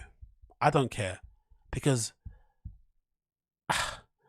I find it hard to have conversations with like people who are like in their mid-20s, early 20s, like not just guys. Imagine trying to engage in some sort of like sexual relationship with a 17-year-old. What the fuck are you talking about? Especially academics and how he carries himself. Like, what is that situation like? You're literally an older brother. In some cases, you could literally be their dad. No, technically. He kept trying to make us drink and take our clothes off while we were in the backyard. So he loves a little bit of backyard fun, right? Pun intended. Let's continue. So I've been dealing with him since I was 17, but he waited to fly me out until I turned 18. I don't understand the logic of that 18 thing, because think about this. If you get caught, does it make your case better that the girl was 18? Is that your defense? Oh no, she's 18, she's legal. That also sounds wild and nasty. Like, that doesn't make you look better. Do you know what I mean? The fact that you're in your late 30s or mid-30s, whatever, and you're fucking a teenager, it's always going to look a bit funny. But waiting, it's like, you know what? This sounds odd. Again, please forgive me for saying this. It's actually probably... You might as well just be brazen and fuck a teenager instead of doing this whole like wait until you're 18 thing, because that's oddly way more premeditated. The fact that you're like waiting for them to turn a particular age. You're like waiting in a fucking in the shadows or in the bushes like BGL, holding a fucking glass of whiskey, waiting for them to turn a certain age, and then you're gonna pounce. That's actually sounds a way more creepy than just being, fuck it, I'm the guy that goes for kids. You know, that sounds horrible. I know, trust me, but planning it like that, like waiting until someone turns 18 and what putting in your calendar as a reminder or something. It's like, anyway, every year when he gets a new every year when he gets a new cum rag, they DM me and who's the cum rag? The girls or just an actual cum rag? God almighty. They DM me and harass me to tell me I'm crazy, even though I never talk about him or relatedly or really expose him for being the predator that he is. Yo.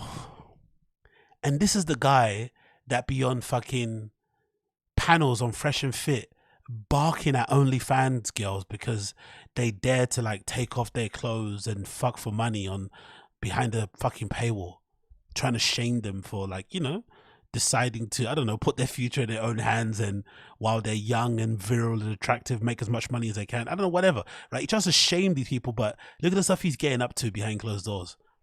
This is probably one of those instances where if you ever hear a dude who's like super rah-rah anti-sex work and hard on thoughts, all this sort of shit, it's probably like the same thing about, like, you know, anti-LGBTQ politicians who usually always get exposed for, like, you know, being down low. I bet you can correlate a dude that is super harsh on thoughts and talks really aggressively about women and basically says they don't deserve anything is probably the same guy that's up to some crazy shit himself behind closed doors with ladies. It's probably safe to assume that, because you're definitely what's that thing called? You're definitely trying to make up for something, you know? You're definitely trying to cover your own back in some way. But again, wild fucking situation Aka's involved himself in. And yeah, man, let's see how it kind of plays out, innit? Let's see how it plays out. It's not looking good. It's looking fucking dicey. He only has himself to blame, to be perfectly honest and blunt. You know, regular dudes, normal dudes with a 9-to-5 wouldn't get in a situation. He get himself in a situation because he's just too thirsty. Simple as that. Too much thirst. Not enough ability to contain the thirst, and now look at him. Now fucking look at him. It's absolutely heinous. It really, really fucking is. Moving on. Let's talk about this so we move on to the George stuff. Let's talk one more about this stuff. So I didn't mention this clip, right? This is probably the best clip of them all from the entire clip, right? So this is probably one of the best bits of this entire story. So in that clip I played earlier of AKADEMIKS talking about, you know, him basically getting in a situation where he's being blackmailed and allegedly, or he's been accused of GRAPE and all this sort of shit. There's also this story where his ex-girlfriend stole $500,000 from him. Have you heard this story? Absolutely wild. This is how forgiving I am, and this is why y'all gonna call me a simp, and I'm gonna take it. Chat. There was a point. I don't know more. So for all y'all niggas who think y'all got it, y'all just gonna come get a different result. There was a time I used to have $1 million cash in my crib. That's a fact. Do you know this bitch stole $500,000 from me? Cash. So Shy Glizzy stole $500,000 cash from him in $50,000 increments. She put him in socks allegedly when he was chucking her out of her house, and you know they're going through their upteep fucking breakup. He told her to leave, and she decided to stuff his dollars into her socks as though she was leaving, and he only saw it because I think he had access to her Ring camera or something like that. Most likely he's going to get back with this girl. That's a really sad and pathetic thing about this whole situation. Most likely he'll end up getting back with this fucking crazy woman who's put his whole life in turmoil, and it will never end again. Even though I think the latest update he gave was that she's in prison now. Allegedly the police picked her up for whatever, the stealing of the money, because I guess it's a felony, and she's going to be charged in some way because I guess it's also relating to domestic violence. I'm not too sure. That's what he said. So she's allegedly been booked at the moment and currently being processed and all that sort of shit.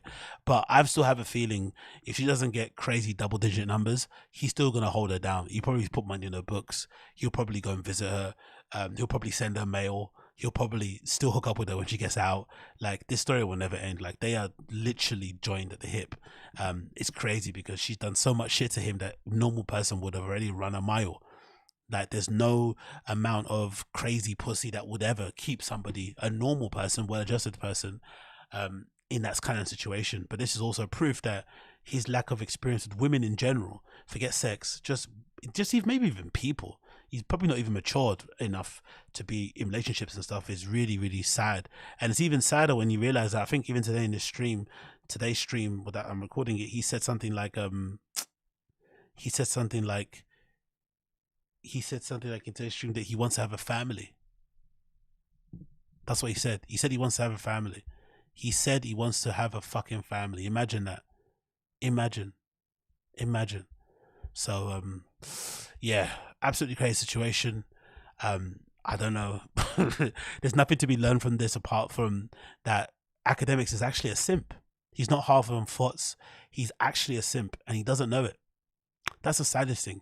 There's no harm in actually proudly being a simp, and simping out for girls and giving them your money and your time and doing everything you want for them and stuff and bending over backwards for them. Cool, when you're proud of it. But acting like you're some sort of bad boy, you're some sort of Lothario, you're some sort of, fucking Rico Suave and shit, when really you are essentially, bribing girls with money and gifts and stuff to spend time with you, and then the ones that do are taking advantage of you and you don't even know it. You don't even know it until it's too late. Fucking tragic. Fucking absolutely tragic. Anyways, move on. So George from The Fire and the Kid got gadooshed, allegedly. The news broke over the last couple of days that George, one of the producers behind the scenes at Thick Boy Studios, Thick Boy Empire, Thick Boy Network, Thick Boy Planet, Thick Boy with 3 fucking C's, Great Thick, never met him, had been fired just before fucking Christmas. Can you imagine? Can you imagine being fired just before Christmas? Bitch, you guessed it, I can. It's happened to me twice. Okay? Being let go through. I love it when they try and tell you, oh, it's wide, it's company-wide layoffs and stuff, as if that makes it any better. I'm still a person. I don't care about anybody else. I'm pissed off, okay? Anyway, George allegedly got fired. The news broke all over the Fire and the Kid subreddit, and people have been going absolutely crazy at the news, constructing really funny memes and whatnot. But at first, no one really believed it. Like, did it actually happen? We didn't really have any evidence. It was just sort of rumors and hearsay, because I guess some people in the TFATK subreddit have infiltrated the inner the inner goings on of fucking the Thick Boy Empire, and are pally and friendly with some of the people on the show, and they DM from time to time. That's one thing. Cool. I'm just surprised that these fucking numbnuts reply and give random strangers on the Reddit, from the Reddit, a Reddit that's responsible for, all the fucking negativity around Brenda's name, are willingly offering up information about what's going on behind the scenes. It's obviously proof that the guy doesn't run a tight ship, and that the guys that work for him are looking after themselves, right? They don't really give a fuck. It's really, really interesting when you think about it. Like, why are they even telling this information? Anyway, no one was sure what happened. Everybody was fucking on the fence. We don't really know what's going on.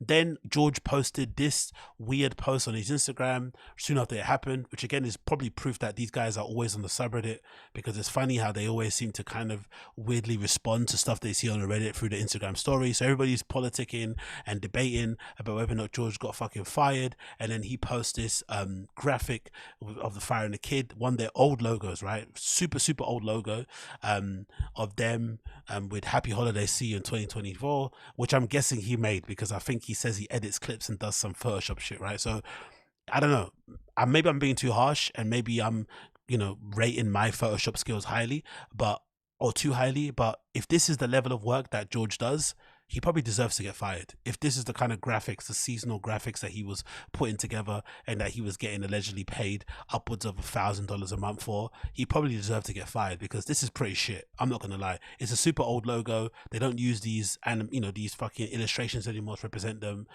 Fucking Brendan doesn't even look like this.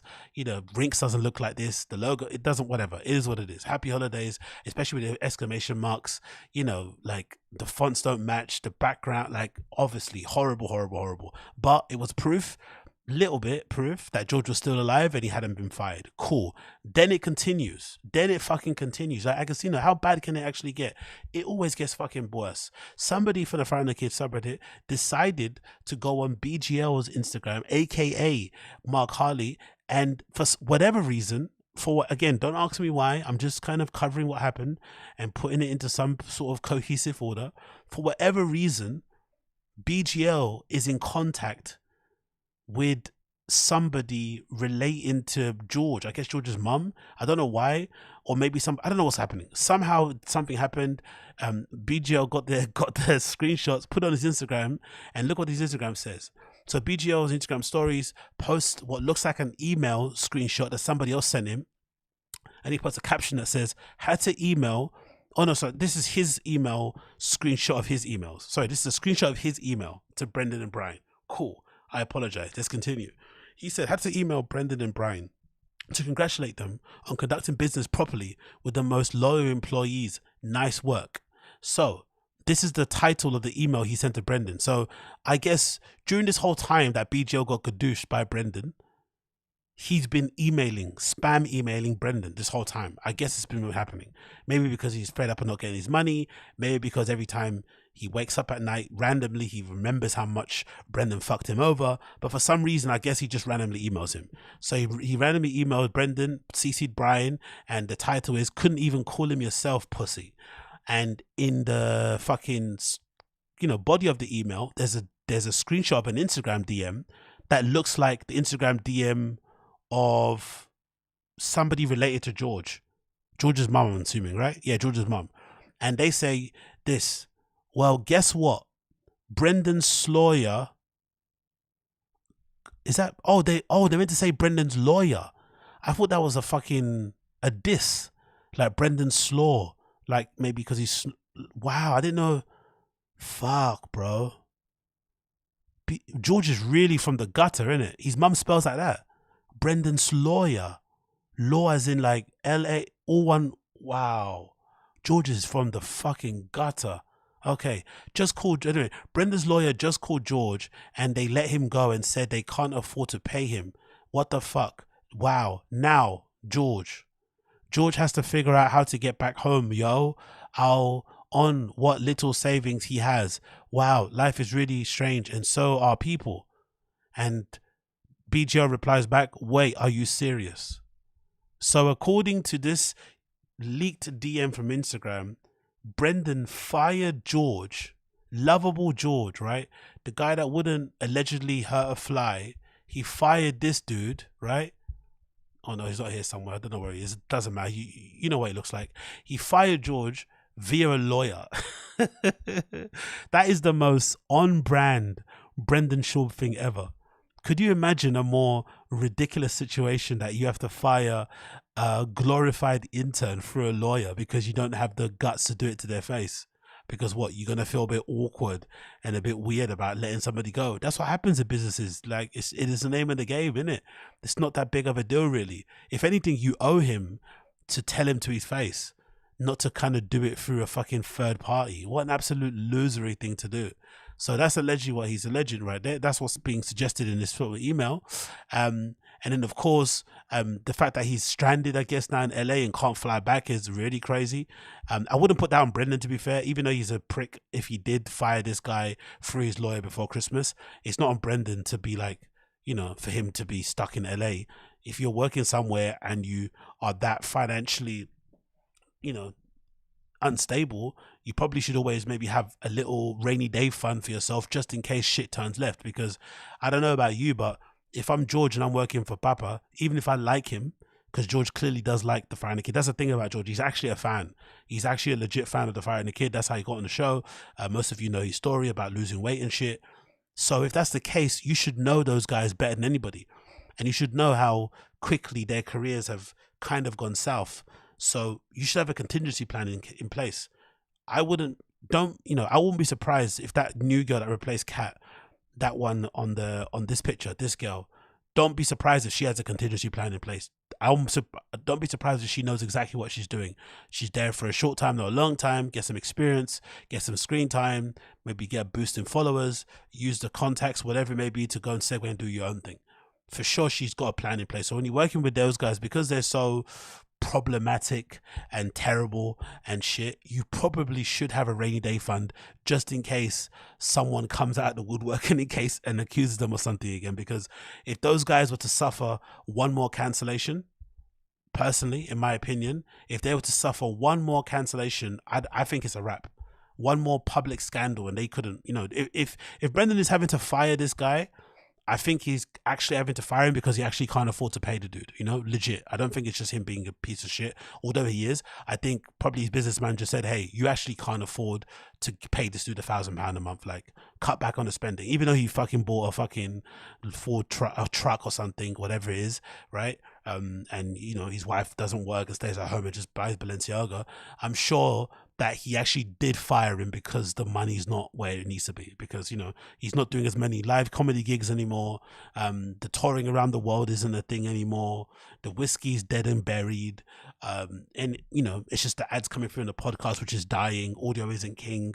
So it wouldn't surprise me if they actually do need to cut back on the cost. But, you know, not having the guts to just tell this guy up to his face straight up about the situation is horrible. And the way he dealt with it, I think, is more indicative of Brendan as a person than anything else out there. If this is how he acts, you know, behind the scenes with people that, you know, have essentially given their all to allow him to have the lifestyle that he's able to live or to have, you know, because he doesn't really do anything behind the scenes. He's not really a producer or anything. We've learned obviously from PGL that he doesn't know how to record, edit or whatever, all that sort of shit. So the fact that these guys do everything for him and he doesn't have the decency to tell them to their face, hey, this isn't going to work out long term, sorry, I have to make some changes, is disgusting. Right? Super disgusting. But again, it fucking continues again, doesn't it? Because Bryan somehow confirmed it.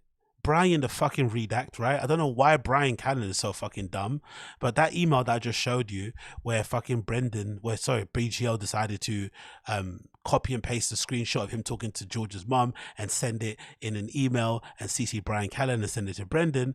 Bryan decided to fucking reply to the email. Why is he like, he knows what Brendan and BGL are going through. BGL, again, respect to the dude, and I'm feeling for his plight, but he's obviously not, you know, stable. He's obviously going, you know, whatever situation that he's a bit unhinged and shit. And your friend, your co-host, is going through a bit of pass with him. Again, forget the unhinged stuff. Fucking scrap that. Your guy's going through a public beef, a public episode, a disagreement with this dude, right? It's in open. They obviously ended on bad terms. Why are you even replying to him? Why are you talking to him for?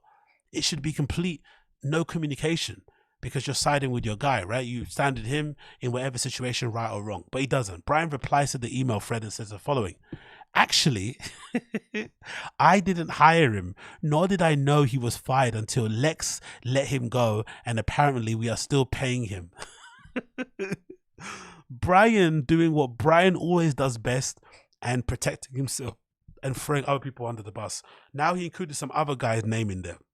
Lex, who's the lawyer, I guess, for Brendan. He just threw the lawyer's name in there and made it known that it's not him involved. Doesn't that remind you of something? Doesn't that remind you of the time when Bryan said that he's not friends with Crystalia and they'd never hung out before and they're only comedy friends, and then he went through his Instagram and deleted most of the pictures and videos of him and Chris on his Instagram because he was afraid that when Chris got fucking cancelled for diddling, it was going to blow back on him, and he completely threw him under the bus and pretended like he didn't know him. That sounds like exactly the same thing they did there. Exactly the same thing they did to Crystalia, he's doing in the situation here. He doesn't even need to reply. Why is he replying for? Anyway, he replies, he protects himself, he says that, then he continues. I'm also talking about, I also love that it's a bit snarky at the end there, isn't it? Apparently we're still paying him. So what? Like, so you didn't fire him, you didn't hire him, you didn't fire him, but now you know that Lex is the one that let him go, and you also know that he's still getting paid. So do you know anything or do you not know anything? Like, anyway, I'm also talking to him to try to find him some work.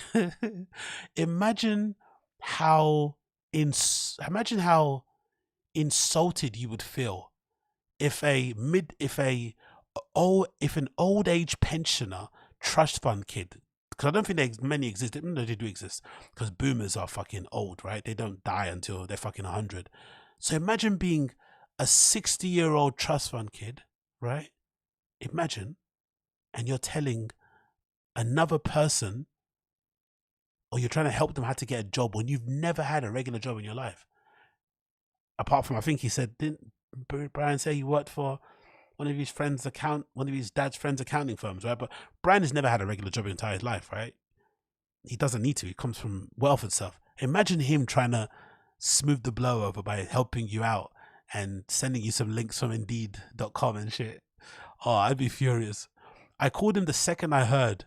Remember, he's not my employee. Yes, he is, Bryan. Don't you also own Fix? This is the thing that's so bizarre about these guys. So who actually owns Fix Boy or Firing the Kid? Doesn't George work on Firing the Kid? So anyway, Bryan says he's not my employee. I don't know him. I've never met him. Great guy, never met him. But I care about the kid, obviously. So trying to help in any way I can. If you have any ideas, give them to me. Nah, again, this guy with help and handouts and ideas. You sort it out, bro. Your boy's the one that fired him. So he replied that and said it. And again, opened a whole can of worms because he confirmed that it happened. And I'll show you why this is going to be really dumb afterwards. But the next screenshot is the funniest. Because BGL then replies to Bryan Callen's email. Because you can imagine, since he got let go, since he got fired, I would assume the last communication BGL probably had with Brendan was, if you wanted to hurt me, brother, you got me, right? If you wanted to got me, whatever that fucking legendary iMessage clip was, right? If you wanted to hurt me, you hurt me. I'm sure that was the last time he spoke to them. So he's probably been shouting into the void, screaming into the void at these guys for months since he's been fucking let go with no response. So imagine how excited he was when he saw Bryan Callen's ping back. So he decided to just unload in classic BGL fashion, right? Whole blocks of text. Bryan, no. Just wanted to CC you in case I was blocked by Brendan. I was calling Brendan a pussy, not you. Seriously, I actually assumed you'd never pull something like that. Terrible look for him. Similar to, say, telling several of his side pieces he fired me for being a domestic abusing drug addict who didn't come to work, etc., when in fact he fired me for not texting him back for 3.5 hours between 6:19 p.m. and your big up Coiler.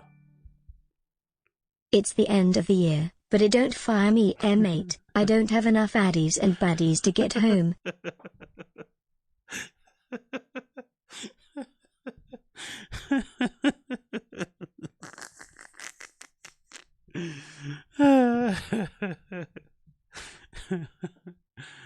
It would be funny if BGO's biggest grievance was that he was fired and he had to consume all the addies himself. Because isn't that part of the beef as well? Am I not mistaken? Isn't he saying he didn't get paid for some drugs? Or am I putting smut in his name? Isn't that part of the story? He got Brendan some addies that he didn't pay for or something.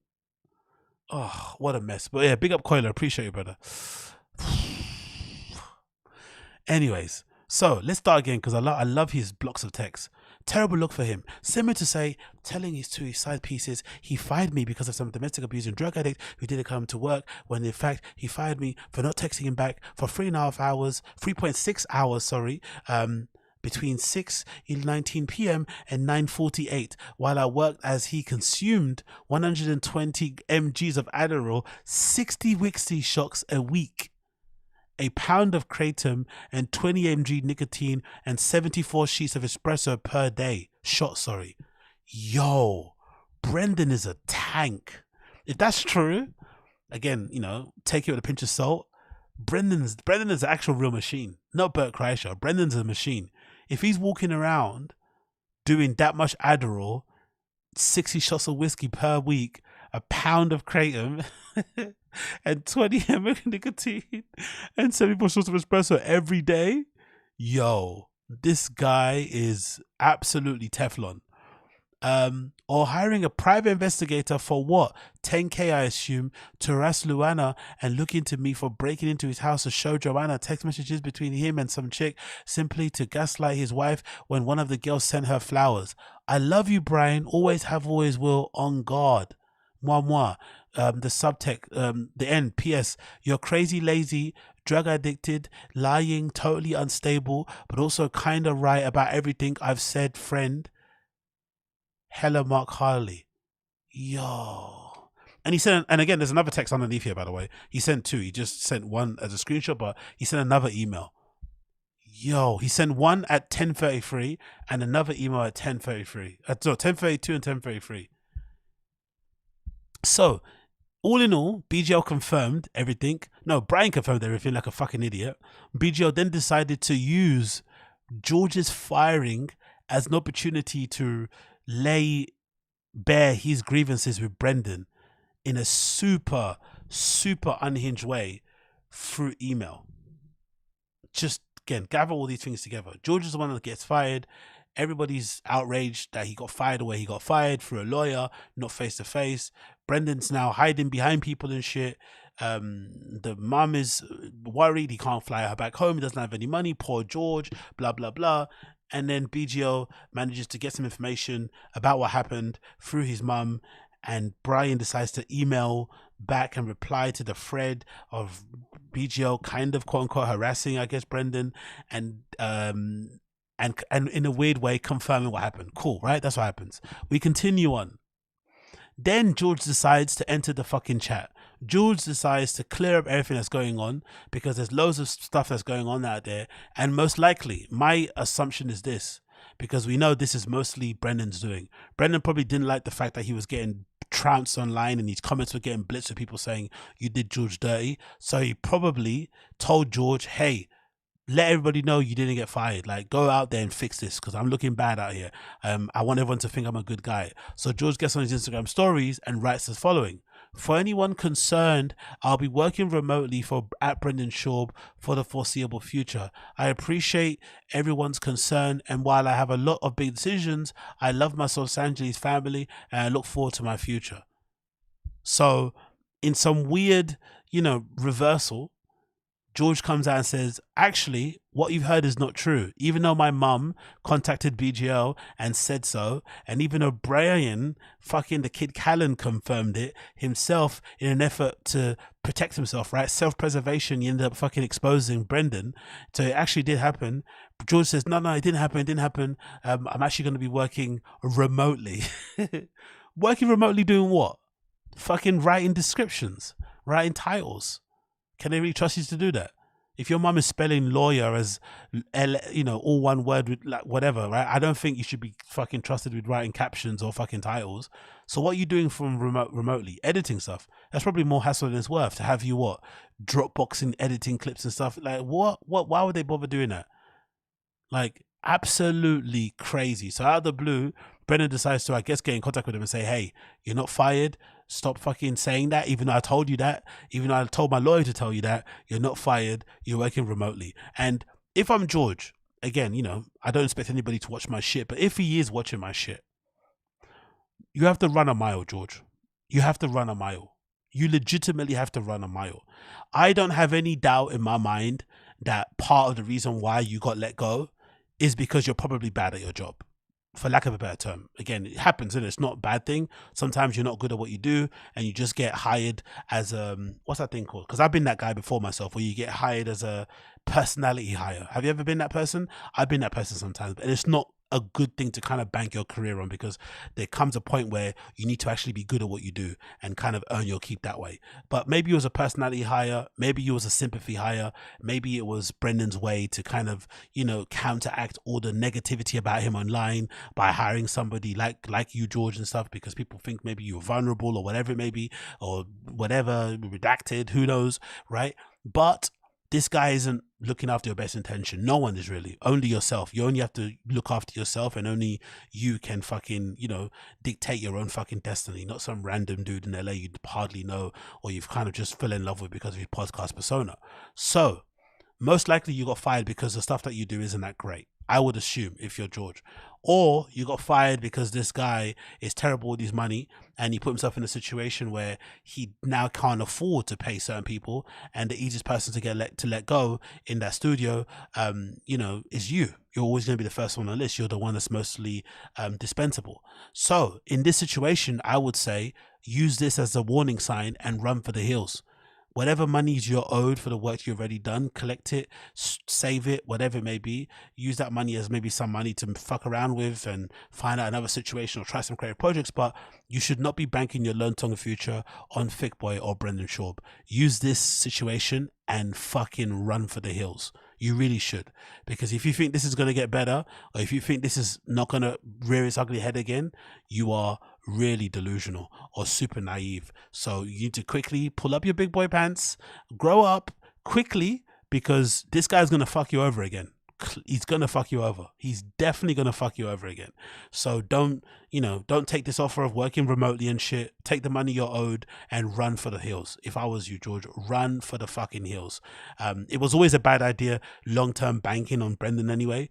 But I get it. You're a fan, cool. You're young. You don't really know what's going on, whatever. But anyway, you want to go career-wise, honestly, I don't think Brendan's the safe bet. You're probably better off doing it on your own. There's no, his name and reputation was probably sullied greatly over the years because of everything that's been happening, all the dramas and shit. You're not really going to gain anything from being associated with Brendan, apart from maybe the skills you learn from doing the certain tasks and stuff. But in terms of industry connects and shit, it's a waste of time. You're better off just making your own way and kind of hustling yourself, or joining another team of people, right? I don't know, fucking your mum's house people and shit and all those type of people. Maybe they're not in LA anymore. That's a much better way to kind of get in the situation or industry than Brendan and Bryan. So if I was you, I would run for the fucking hills. But again, what do I know? So George says that didn't happen. I'm still working for Brendan. Then another update. Someone says in Brendan's fucking Instagram, right? Fix it with George. That shit wasn't right. Fix it with George. That shit doesn't right. And Brendan, the fucking redact, because he's more worried about how he looks as opposed to actually being a good person. He's worried about his perception as opposed to actually doing good things. He replies to that random person again, the same guy that posts and goes, doesn't read comments. He says, not sure what dumbass you're getting your info from. KG still works with him for me. I don't know who KG is. Isn't his name George Harris? Who the fuck is KG? Or did they call him KG as like a... Who's KG? Anyway, he's referring to George anyway. He says, he still works for me. So Brendan confirms something happened, and now he's trying to retcon the situation and say, nah, you got it all wrong. He still works for me. And I actually want to see if I can see that comment and see the other replies. Let's see. Let's go on Brendan Shaw's Instagram. I want to see what actually, if the guy said anything else, because this is fucking fascinating. Let me actually see this. So yeah, exactly. Pre-ban for local BGL providing quality content and replies. Look, he's brilliant for that. He's absolutely brilliant for that. Just that alone, he's fucking brilliant for. His ability to just get under everybody's skin there, because he's obviously got personal relationships with them, and really, really, really put the fucking cat amongst the pigeons. So I wonder where is that thing from? That comment. I don't know what post it's on though. Wish I knew the post. Bro, no, was it on this? I don't know, it could have been anywhere really, to be fair. I should have searched it from before. Or maybe it was on another post. Let's see. Let's quickly scan through 6 weeks, 5 weeks. Nothing on there. It usually shows the recent messages, isn't it, on top. So let's go back. Let's go on this one. Maybe it's this. Is it on this?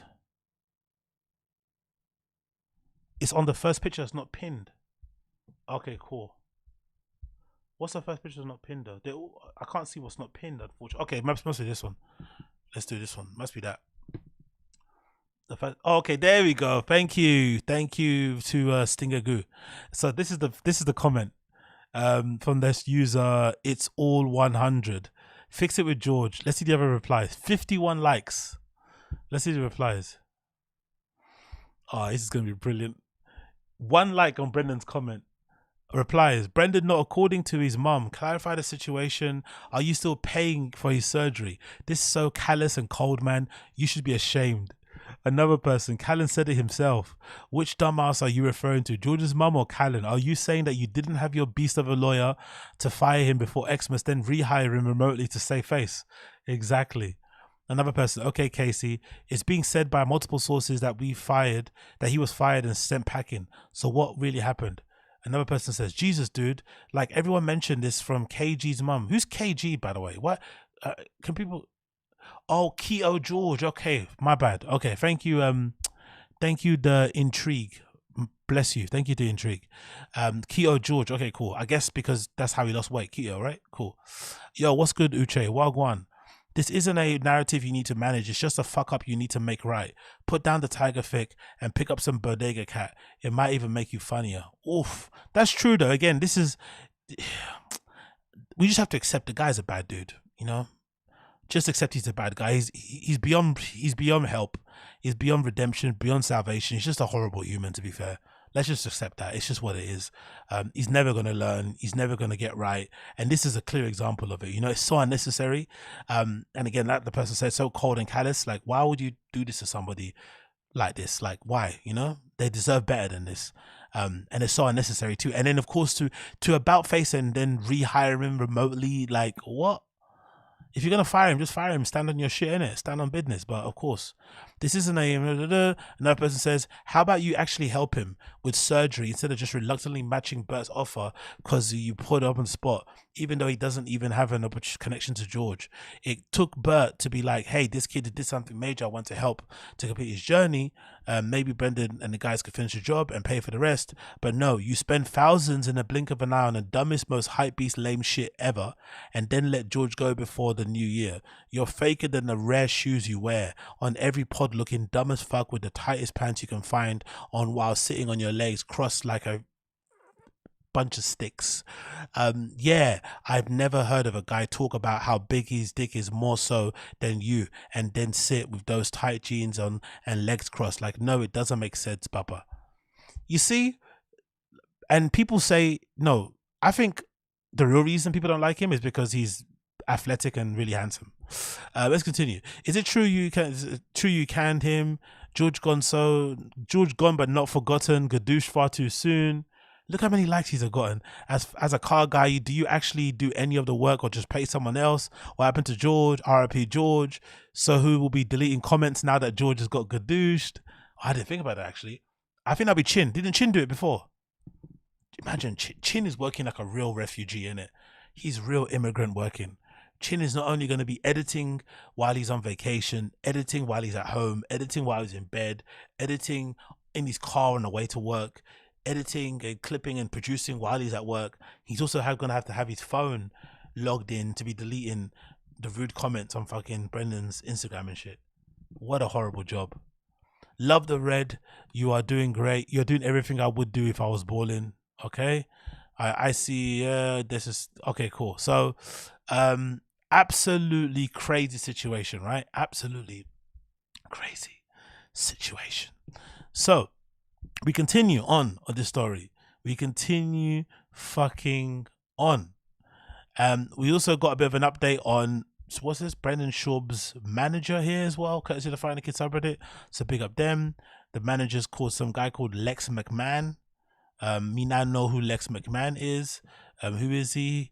Lex McMahon is a president of Alchemist Management and known for creating meaningful opportunities to raise an athlete's overall brand profile in the world of MMA. Jesus Christ. Imagine how much money this guy is fleecing off of Brendan. Why does Brendan need an MMA manager? Weird, isn't it? Why would you even need a manager if you're Brendan, really? You know? Imagine how much money. This is the thing. He's so obsessed with image. He just spends money on like stuff that's not necessary.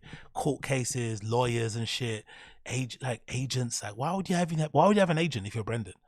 What commercial entertainment gig stuff are you doing? You could probably handle all of the stuff on your own because all the requests will come through your fucking inbox. If they want to hit you up, they'll just hit up the fucking TFATK email. Do you know what I mean? It's like, but again, you got to look like a big shot. So he's got a fucking bigwig manager for him.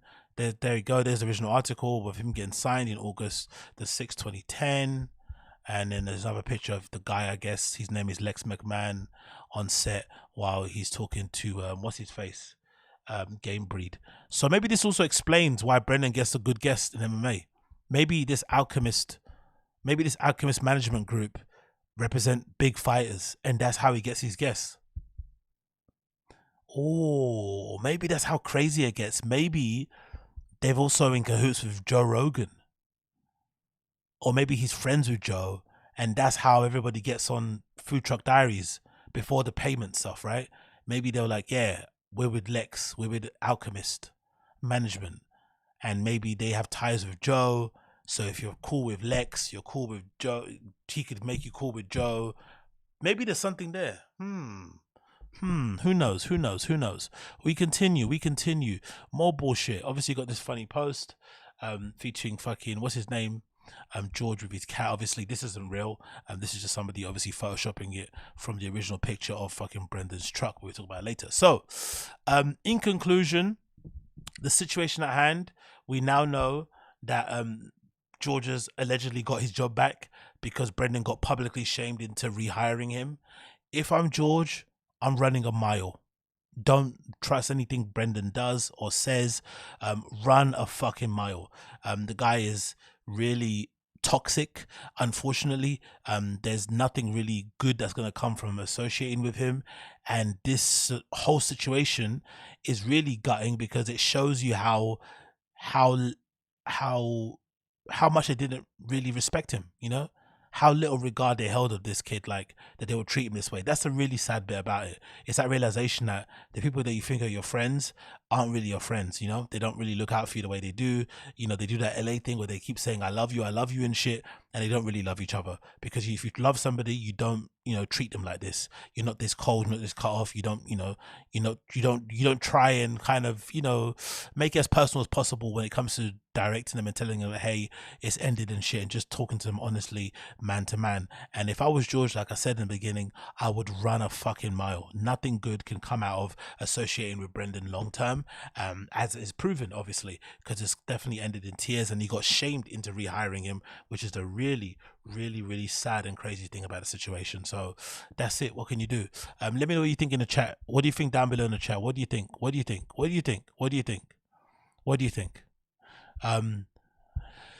Because part of me also thinks, I don't know, why do you need a George anyway? He's got too many employees in the first place. For their podcast and the quality of show that they do, they don't need that many employees. You need a Chin and the other white dude. I don't know what he does, some technical stuff. That's probably it.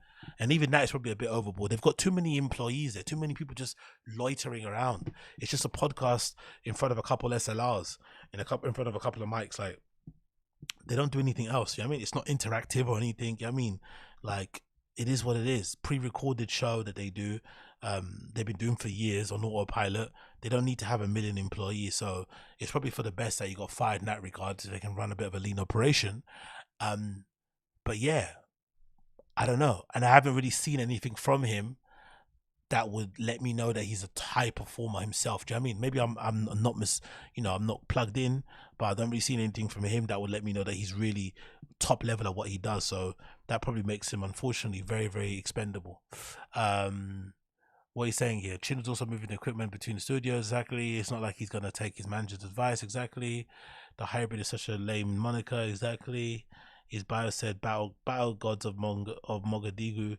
Maybe Dina's I didn't see that quote. Like, LOL. NJ Ranger said, I think you mean how brave American entrepreneur can cancel cultured into wasting more money on subsidy for him. Yep, exactly. Koila says Bapper is gonna be paying him a $5 client now that making flyers once a month. Lows. Brendan made a huge mistake at BGL. That's what I think. Yeah, I've said it before. BGL was probably the best and worst thing to happen to Brendan.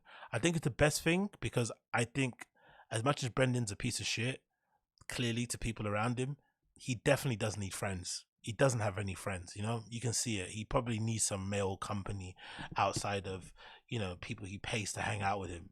So the fact that BGL started off as a paid employee but then forced his way into being a friend of Brendan's and somebody he could rely on and lean on and complain to and, you know, go baddie to baddie, addy to addy for, that was a big deal. So he was beneficial for him in that respect, having an adult friend. But opening his life up to someone like that and letting him come into quote unquote his house was also the worst thing to happen because, you know, he has not let that go. You know, he is on a one-man mission to let the entire world know, or everybody he can, you know, he can kind of listen to or speak to about how much he thinks Brendan's a piece of shit. So clearly the gamble didn't pay off with BGL. It did not pay off because that guy is, you know, I don't even think he's going to stop if he gets his money. I don't think so. And so I think I would love to know why though, because it feels like something else happened. Because I was very furious when I didn't get paid the money that I was owed, and I did some bad stuff, but I then just stopped thinking about the person. I can't remember their fucking name even now. But this seems a bit more personal. BGL seems to be really pissed off. Like, he seems to be fucking furious. So I don't even think he'll stop, even if he gets his fucking settlement money or what he's owed for his fucking unpaid wages. He's going to still be going hard in the paint. So Brendan's got many more months or many more years of non-stop abuse from BGL. Because can you imagine the amount of DMs he must send him from, like, you know, alt accounts and emails and texts and voicemails and shit. He must be absolutely pounding Brendan, you know, no pause, from every fucking foreseeable angle and channel, trying to get a rise out of him, trying to get him to reply. And the moment he does, he's gonna fucking put down fucking the Reddit, you know. So Brendan can't slip, he can't fucking bite, he can't react, he can't get triggered. He just to kind of just pretend it's not happening and, you know, bury his head in the sand like he always does. Just go.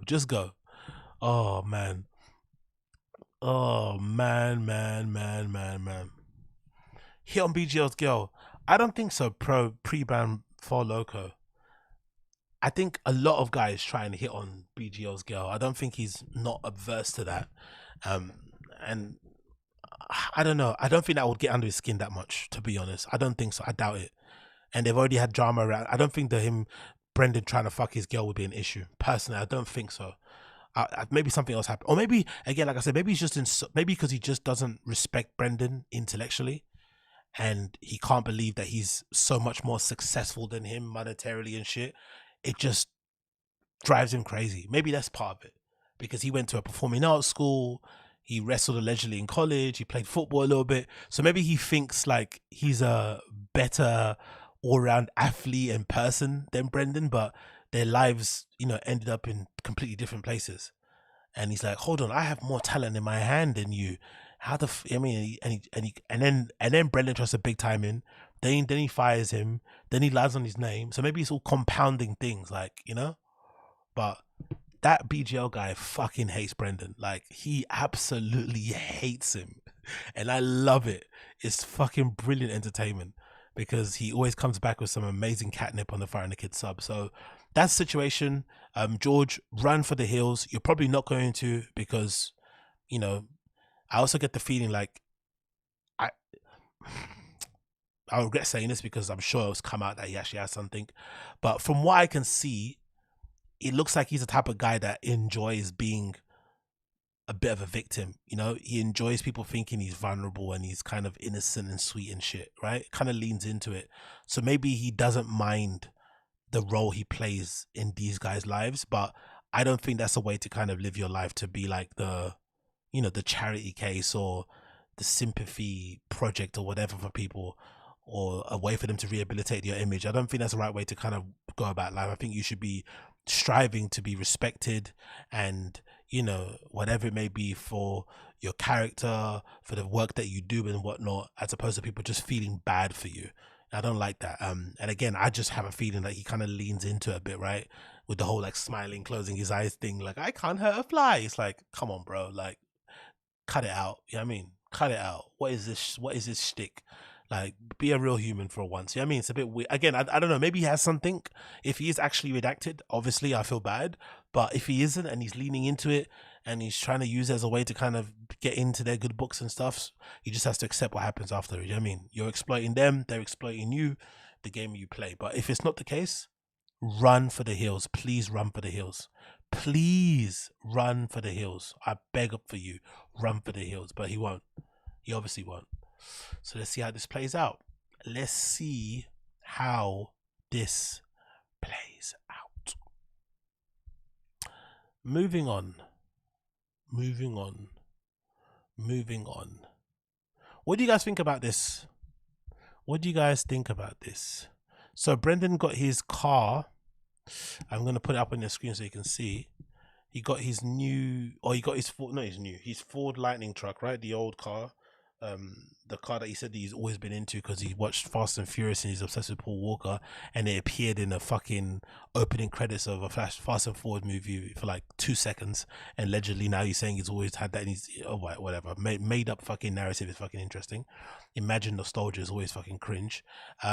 So Brendan's got this Ford Lightning truck, and he's now got it wrapped in this orange wrap with this I guess what is that? Is that like a black bonnet thing on top or something, or is that, yeah, I guess, right? I guess that's maybe to air extraction or something, right, to cool the engine. So he's got it wrapped in this orange with these massive slick tires and these rims and shit, and obviously he's blackened out the grille that I think he painted silver one time, so whatever. I kind of don't mind it. The people in the Friday Kid subreddit are ragging on it because it's orange, but I kind of don't mind it. I'm not gonna lie, I quite like the color of it. It's obviously unnecessary, especially if you're somebody that has to, you're getting down, you're so damn bad financially, you have to fire somebody that you pay only $1,000 a month to spend, to then go and spend whatever he spent on the truck, because he's probably spent more fixing it than he did probably buying it, right? And it's a 20-year-old car, which is fucking crazy to think about it, right? It's super self-indulgent and unnecessary, especially when he keeps talking about his financial worries. Yo, big up Stinger Goo. BGL told me on it that he spoke with the intern's ex and he broke up within her because of her relationship with Papa. He would text her late at night. No. Stinger Goo, what? BGL told me on IG that he spoke with the intern's ex. Who's the intern's ex? You mean that girl? This one? The Middle Eastern one? This one? He spoke with her. He spoke with the intern's ex, and he broke up. He broke up with her because her relationship with Papa. They're saying Brendan is fucking this girl.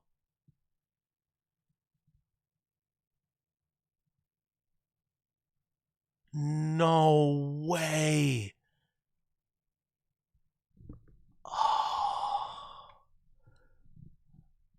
Again, the Fire and the Kid Reddit guys, and you guys are so smart. The Fire and the Kid subreddit guys and people in the stream chat was saying from the beginning, Brendan will probably end up fucking her. And I said, nah, most likely I'd think Brian Callen would first. I think Brian Callen would before Brendan. If you guys guessed right again, you guys called it again. Wow. No way. That is wild.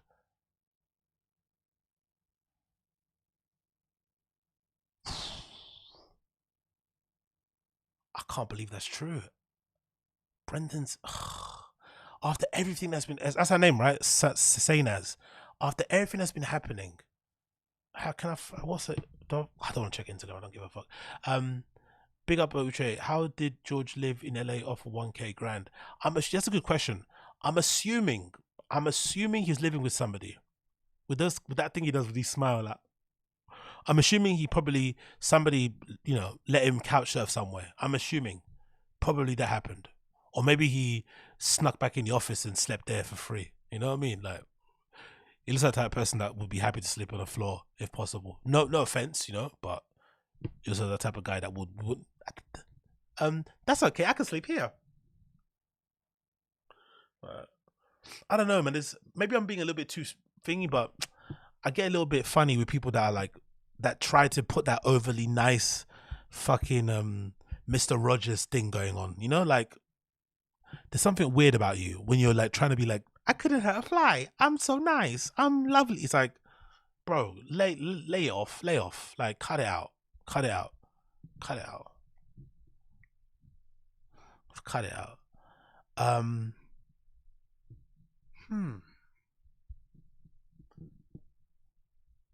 I don't know why, but I honestly thought Brian would try it on with her first. Don't get me wrong, I'm not surprised Brendan would, but I would think Brian would be the one, would be, you know, a bit more of a horn dog. Oh, there's new fresh meat in the office, let's go. But if Brendan fucked her, that is crazy. That is crazy. Losing your girl to Brendan Schaub, I'm unaliving myself. Losing your girl to Brendan Schaub, I'm unaliving myself, especially if he's paying her £1,000 a month. Losing your girl to Brendan and he's only paying her £1,000 a month to delete mean comments or to pop up with some fucking people.com news about fucking Selena Gomez. I'm pissed. I'm pissed. That's disrespectful. Fuck. Anyway, what can you do? What the fuck can you do? What the fuck can you do? Anyway, so talk about the truck. Go back to the truck. Brendan's new truck. What do you guys think? The color of it. I don't mind it. People on the Find the Kids subreddit are hating it, but you know what it kind of reminds me of? I don't know if you guys do. I have like chavvy taste. When I was growing up, this is the car that I always wanted, and most likely when I get some good money, I'm going to be buying some really weird cars. When I do end up learning how to drive first, and obviously having the money to afford them. But you know what car I always wanted? You know what car I always wanted that reminds me of this? And I think you guys might laugh at me for liking this. And I think some of you may know of it, but this is a really chavvy car. This is what that color scheme of Brendan's, what you call it? Brendan's lightning truck reminds me of. Do you guys remember this? I don't know what age it is. This exact, or maybe it's like early 2000s. But do you remember this Range Rover Sport? That when it first came out, it came out in this orange trim with a black bonnet. I think it's like that. Do you guys remember that? Range Rover Sports, when they originally came out, obviously they had the, the widened body kit and shit, right? The big rims. And then they had this orange bonnet. Do you remember? I always wanted this when I was a kid. Like, so that's what that lightning truck reminds me of. So I'm not really too mad at the color, even though I think Brendan is more red than orange, but this is what the color scheme reminds me of, like that. I kind of like it, It looks kind of cool. It's obviously really chavvy. All the all the guys in the hood and shit would drive these, right? All the fucking trappers and shit and the footballers will have this. So maybe this is why it's ingrained in my, like, that is protective, especially with the faux carbon fiber on the bonnet. But I always love this color scheme. Look at that. Look how crazy it looks on the inside. All orange and shit. It looks fucking awful, I know, and really gaudy and flashy, right, and stuff. But this is the color scheme that I would love, like, especially, or maybe just that all bright body and then the blacked out rims. That's pretty sick, right? But some people obviously in the Reddit aren't really liking Brendan's card choices. And the funny thing is, obviously he decided to get this color of the car, right? And obviously it's super original, you'd think, right? But again, somebody in the subreddit got a whole collection of other people that got the exact same color of, did the exact same paint job or wrap on their Ford Lightning. So clearly Brendan is inspired by others as per usual, right? Look at the inspirations. You know what? I don't think that color scheme works the best on the Ford Lightning, does it? It almost makes it look like a toy. It's probably better off in that silver color that he picked it up in, or maybe something darker. It actually doesn't look that great on the Lightning, does it? It doesn't look that great. It actually looks weird, doesn't it? It's like a fucking toy car or something, or like one of those cars that you deliver mail in or something, right? Like a mailman car or something. But yeah, there's Brendan. So imagine, like, sacking George, can't afford to pay 1K a month, but then wrapping your car in orange wrap. Pièce de résistance. Press the resistance. Oh my god, what were you saying here? People got more info. Big up the stream chat with the info. What are you saying? The intrigue says, at first George was couch surfing at Mike Neal's house, Bappa's ex-creative director. He moved out when Bappa raised his pay and he found roommates. At first Bappa was only paying part-time hours. The intrigue, I hope that isn't true. This guy, I don't want to count people's pockets, but why is he such a prick? Why is he such a fucking tight asshole? He has this wife at home that doesn't work, doesn't lift a fucking finger, even to look after her own kids, right? Pure nannies and everything and family helping. She spends all this money on crappy designer clothes that she doesn't wear and then sells for like a 70% discount on fucking Vinted and Poshmark. He's spending all this money on shoes and numerous cars to fill the void within. And then he's like skimping on paying his employees. You know what? I don't know who words I said in the chat before. Maybe it's Severa Design. I believe you guys now in the stream chat. I take it back. I believe you guys now. I think Chin is probably getting underpaid too. If Brennan is this tight and didn't pay George full-time hours until recently, it leads me to believe that he's probably getting away with paying Chin the bare minimum. Chin should be on 100 grand. He's probably getting away with trying to pay him fucking 60K or something nonsense like that. It's not surprising. Honestly, man, this is so disappointing to hear. He's such a terrible person, isn't it? If that's true, if what the intrigue is saying is true, that he was couch surfing at the ex-fucking creative director's home. He had to move out, and only recently he fucking gave him full-time hours.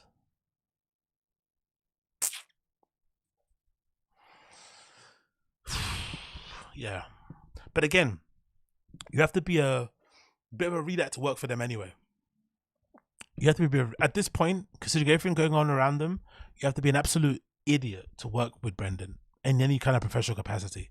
You kind of have to blame yourself a little bit when stuff goes a bit shit. I'm not gonna lie. Like, yeah, fucking hell, bro. What a shit show. Let's play some clips here. Random ones on the fucking Reddit. Getting this is funny. George getting gadoosh was harsh, but Sparrow fought for the shrimp who once was sent out to on the streets interview Vickies with a homemade mic setup. Yeah, I remember this. Jesus, mate. Free shrimp, wherever he is. Hope you're doing well. That guy, that was a crazy little fucking. And again, they all start the same way. They all come in, they join Thick Boy to fire the kid. They all try to, you know, buy Brennan's loyalty by going extra hard at the Reddit. Remember, Shrimp was always being a Reddit, arguing with fans and people on there, arguing in the replies and just being unnecessary with all of it, right? Again, being too extra. And in the end, Brendan still told him to fuck off, you know? Or no, actually, BGL said he left, didn't he? Didn't BGL say Shrimp left off his own accord, but Brendan lied and made it seem like he fired him? Yeah. Anyway, either way, they always start off trying to buy Brendan's love by showing him how loyal they are, and he ends up always kicking them their backs in. Everything. King and Sting, Below the Belt, everything, man. I've been on since the beginning. Might have saw it from maybe like a Joe Rogan, I think it was the first time. His podcast was so long, I was like, dude, let me find some, you know, little bit thing. But yeah, no, I'll watch all of it. On any given day, Brendan probably would have on $1,000 outfit, including the shoes, right? On any given day when Brendan's going out to perform stand-up comedy, he probably has, at minimum, he's probably wearing $1,000 plus outfit. He's probably driving in one of his cars that's worth upwards of 100 grand. Yet they don't have $10, $30 to buy whatever the thing is that you put around the microphone and shit, or actually buy a professional looking microphone, even just a professional looking one with the fucking with the guard on, with the little foam thing on there to make it look a little bit professional. Like, all that money spent on your fucking shoes and your drip and your car, and you get your guys to go out and represent you in content like this.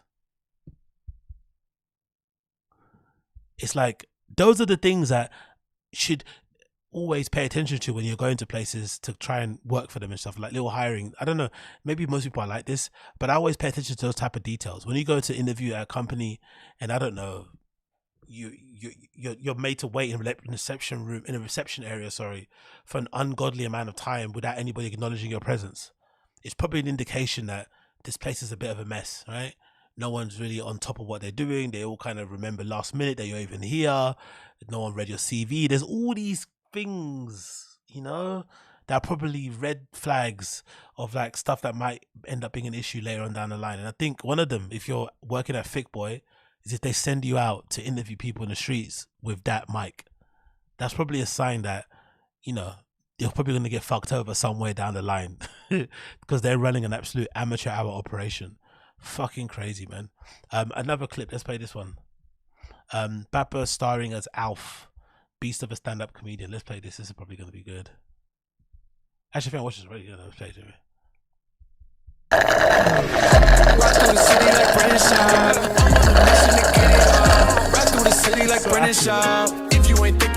I'm funny.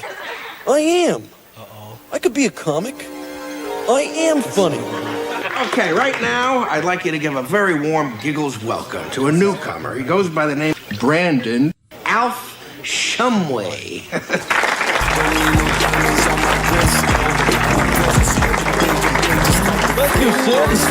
Just don't stink up the joint. You guys. I want him to start so badly with "What's up, Dallas?" I really wanted to start off badly. That, oh man, I'm not used to this. Dallas a little different. There's some ladies in the crowd tonight. I am not used to that. My demo, 18 to 36 bros. That's what I specialize in. It's a real cock fest usually at these things. I don't mind it though. I'm the bro whisperer. That's what they call me. No one's ever called him a bro whisperer. Guys who give themselves nicknames and guys who tell people how they got their nicknames are really sus, man. Really dodgy. Those type of dudes, like, they just, you know, without any invitation, they just tell you a story about why people used to call them a certain thing that you've never heard them being called before. It's just like, bro, is your life that boring? You have to invent these fucking myths about yourself. Like, what? Thick with 3 fucking C's. Dude, everything they eat, bean, cheese, bean, cheese. Dude, everything they eat, bean, cheese, bean, cheese, bean, cheese, bean, cheese. I'm like, what the hell, man? We're just gonna carb load year round? We never tailor off the carbs? That's the game plan? I gotta stop you. I mean, I've been running comedy clubs forever, but you have redefined comedy in America. Yeah, cool. How many chicks you fucked, bros? 0.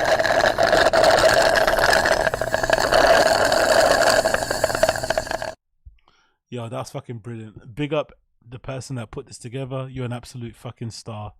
Absolutely brilliant. Yo, big up Quesos Moses also. I'm on the mend, but I'm not super healthy just yet. I've actually got to take some pills now. But I'm on the mend, brother. I'm on the mend. Thank you for the kind words. Thank you for the kind words. You see? I've got all these fucking STIs, man. All these STIs. I've got to take all these fucking, you know, antibiotics to get these STIs out of my system. Too much smashing fucking slaws. You feel me? Pounding too many slaws out here. Raw dogging slaws. And now I've got a sinus infection. Fucking crazy. Could be that or the copious amounts of ketamine. Who knows?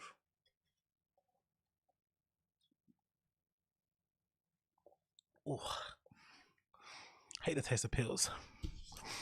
It makes me so uncomfortable and queasy. Yeah, exactly. NJ Ranger, hard on the thoughts. Also, what do you guys think? What do you guys think? What do you guys think? Is this the new intern or not? The Fire and the Kid Reddit guys are saying this might be the new this is an old clip of the new intern. What do you guys think?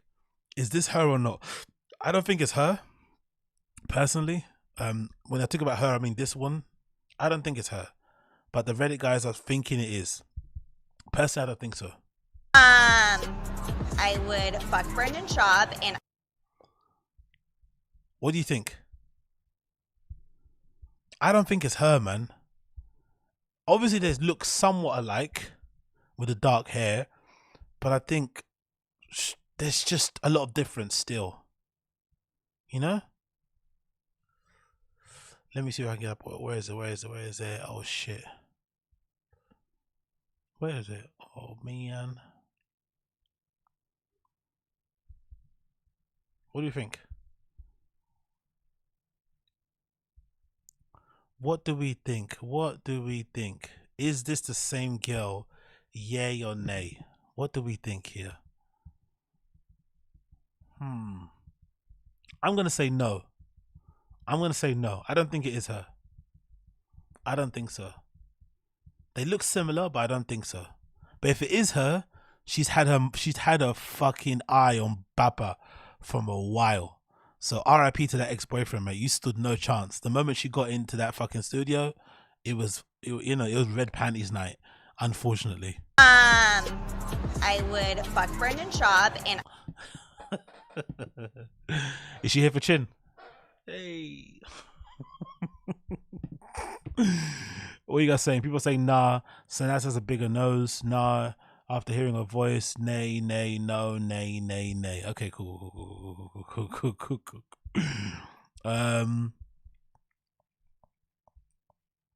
We did that. Okay, cool. Let's play this too. What's this? Only been a few weeks. Let's see this. This is only been a few weeks, but already hasn't aged too well for Rinks. Let's see this. What's this one about? Georgie, what are you doing for Thanksgiving? I don't have anything specific planned. You guys want to take it astray? Well, I told you I don't do that, but Brian will. We don't have room Have at the George table. And if You're I a take piece you of and George, shit. I've got to take in about 4 other strays I've known way longer than you.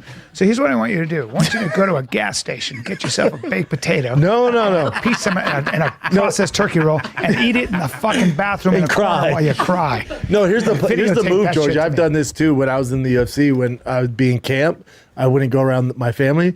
Chinese places are open on American holidays. Oh, that's not Chinese depressing and at all. Jewish. That's not depressing at all. Oh, you're by yourself eating sweet and Go sour ahead and chicken. find It's yourself not one of very those little Chinese. places in a mini mall. Get yourself some fried rice and some of that spam or whatever the Why fuck don't you they put spend in there. Thanksgiving and Christmas at Panda Express?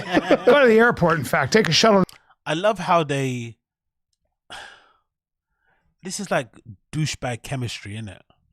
Brendan probably spoke too soon, right? He didn't think before he spoke, and he asked George about Thanksgiving, but then he realized, oh shit, if I ask him about this, and because I know he's here alone, I have to kind of offer a solution or something, right? He kind of feels awkward. So then I guess Brian felt that, and they both sort of double teamed and made a joke out of it and moved the topic along. Do you see what happened there? I didn't realize at the time, but it's really douchebaggery synergy they have, where they both realize that, oh shit, we don't want to be burdened with him. We don't want to make a group we don't want to put together a group dinner. We don't want to fucking take him in with our family. Nah, none of that shit. So we now make a joke of it, and then they're going to move on and forget they even spoke about it again. Do you know what I mean? Absolutely terrible, man. Like, fucking hell. Oh, Jesus. But yeah, what can you do? What can you do? Another one, dinner reservations. Let's see this one. Dinner reservations. Put the bit rate down a bit. Head to onit.com/podcast FATK. I know. Onit.com/FATK. All right. Stock up on all your health and fitness essentials. Don't miss out on this increase. You get 25% off Alpha Brain Black, Alpha Brain Instant, Alpha Brain The Shots. As good as it gets. Alpha Brain Black label, 25% off. Brendan advertising on it and Alpha Brain stuff is just so funny. The jokes write themselves, isn't it? A guy whose brain doesn't work properly is advertising brain pills and shit, like concentration shit. A guy that interrupts every fucking 2 seconds is advertising, focus enhancing stabilizer pill things, whatever fucking on it snake oil shit is. I find that so hilarious. The joke writes itself, mate. Usually we give you 10% off. Also, today is actually George's 1-year anniversary for being on the show. Hey. Boy. Well, I wanted to take you guys to dinner. Yes, we are. Right, we're going to dinner. We should go to Scope. Scope. Honestly, the lack of enthusiasm from these guys, like, it's just crazy, isn't it? No idea when their employees' birthdays are. No real desire to celebrate it. Even just as because usually employee birthdays and stuff are just an excuse for the boss also to get fucked up. You just write it off, right? So it's not even like you care about your employees' birthdays. It's more so just an excuse so you can get fucking trolleyed and call in sick yourself because you fucking call the shots. So he's not even happy about doing that. Like, again, I always got the feeling Thick Boy is one of those places where when they're all in the office, they talk a lot. When they're out of the office, they don't talk at all. And when it's end time, they all run away. Like, they run away like fucking cockroaches. When you turn the light, they all fucking split. As soon as the day's done, they're all out of there. So there isn't really much in the way of like a working culture there, I'd imagine. And again, who's that start with? Big Papa. How many times have we said we're going to dinner? We just never So I'm do like it. knocking on wood, like it's going to happen this time. Why don't we Especially do for it? Georgie. See there, guys. You want to do it on Tuesday, tomorrow? I'm down if you guys are. I'm down. I leave town Thursday. It's going to be tough tomorrow. Well, next week I'm in town all week, though. Let's do Why it. don't we do next week? All right. How's that sound? Sweet. Let's make Cool. it official, though. Do you want to do it Monday or Tuesday next week? What's good for you, B? Not Mondays. Tuesday? Let me look at Tiger's Hands because if he has basketball, I'm going to get done like 6. Cool. Okay. It'd be great. Figure it out. It'd be fun. We'll figure it out. But yeah, I love you guys. Thank you. Oh, Yeah. thank Yeah, you, we George. wanna- We love we you wanna too. George is guys- killing it. Thank you, I dude. really have. I love you guys. Yeah, you're killing it. He should have known, man. He's definitely a sympathy fucking hire, isn't it? Like, I love you guys. Yeah, cool. Oh my God, man. Oh my God. I love you guys. Oh, another great video showing how well he fucking fought of fucking Georgie. Let's play this one. Papa always had kind things to say about George when he wasn't present. Is it the pig commanders? It doesn't make sense. Oh, he's got at least It's all he's about got the kids, but he's in got in the helmet. field So. and all Why is that he? Why is stuff. it? Dude, why does he have arms like Big George? Yeah, that's weird. Why did you just got it, Nick. It's like he lost a lot of weight. Yes, that's what I'm saying. Is that fucked up? Yeah. Keto George. You know what's funny about that joke? It's a funny joke, but the funny thing is that he would never take it well if someone said that about him. He's okay to, like, you know, rag on people for their appearance and whatnot. But if somebody said that about him, he wouldn't react well. He definitely wouldn't react well. That's the only bad thing about it. Like, you can't be you can't say stuff about people and then be super thin-skinned when they say stuff about you. George, you guys know him from King of the Sting, lost all the weight. There he is there with his stomach melting. Hey, man. What? It's not melting. But, Yeah, okay, no, I it know is what you're saying. no, it's, Okay. that's a positive thing. It's don't put him next to Ishii right now. I know. Jesus Christ. It's just dude. on there. What are you doing? Jesus, bro. Look how round his face was from the booze. You forget how much Brendan was drinking back in the day. And he actually looks hungover here. Ozempic has probably been the best thing to happen to Brendan. Because he's obviously on Ozempic, that's clear. And if you know anything about Ozempic, you know that the unintended side effects of it helps to fucking, you know, stop you from like any other addictions and stuff, boozing and something. I think I read a report on it recently about it. Loads of people have seen the same thing. Like when they get on Ozempic, they lose a bunch of weight. They're not eating as much, and they don't smoke as much, and they don't drink as much. So that's why he obviously looks like he lost a bunch of weight, and he also doesn't always have a fucking whiskey glass in his hand. But it's only when you look back at these old videos that you notice how bloated and how hungover he looked. Look at his face. He's got that glassy eye on his face, like, you know, like he's actually been. Maybe BGL, what you're saying is right. Maybe he does have 60 shots a week. Maybe he was having 60 shots a week. Fucking hell. Savage. Doing. But Red chin clip here.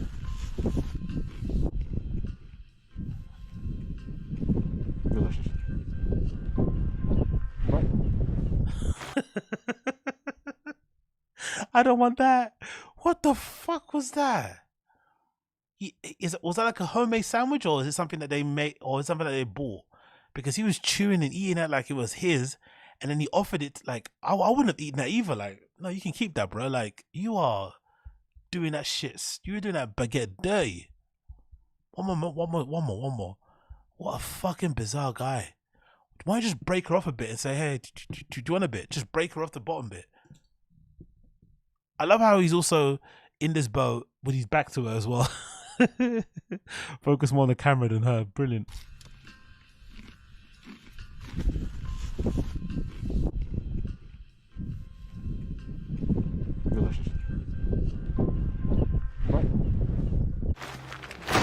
The body bag is fucking hilarious. That is such a good touch. That is so fucking good. The body bag at the end.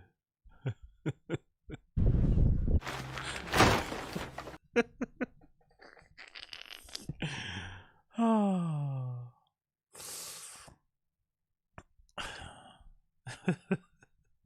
Coiler, George has to wait a week and ask Tiger to eat.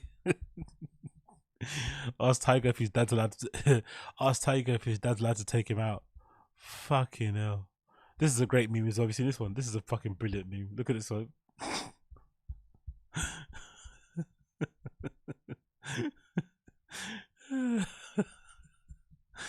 Honestly, fucking brilliant. Oh, Jesus Christ. Let's play this one. So does this mean there's no surgery? Yeah, let's play this one.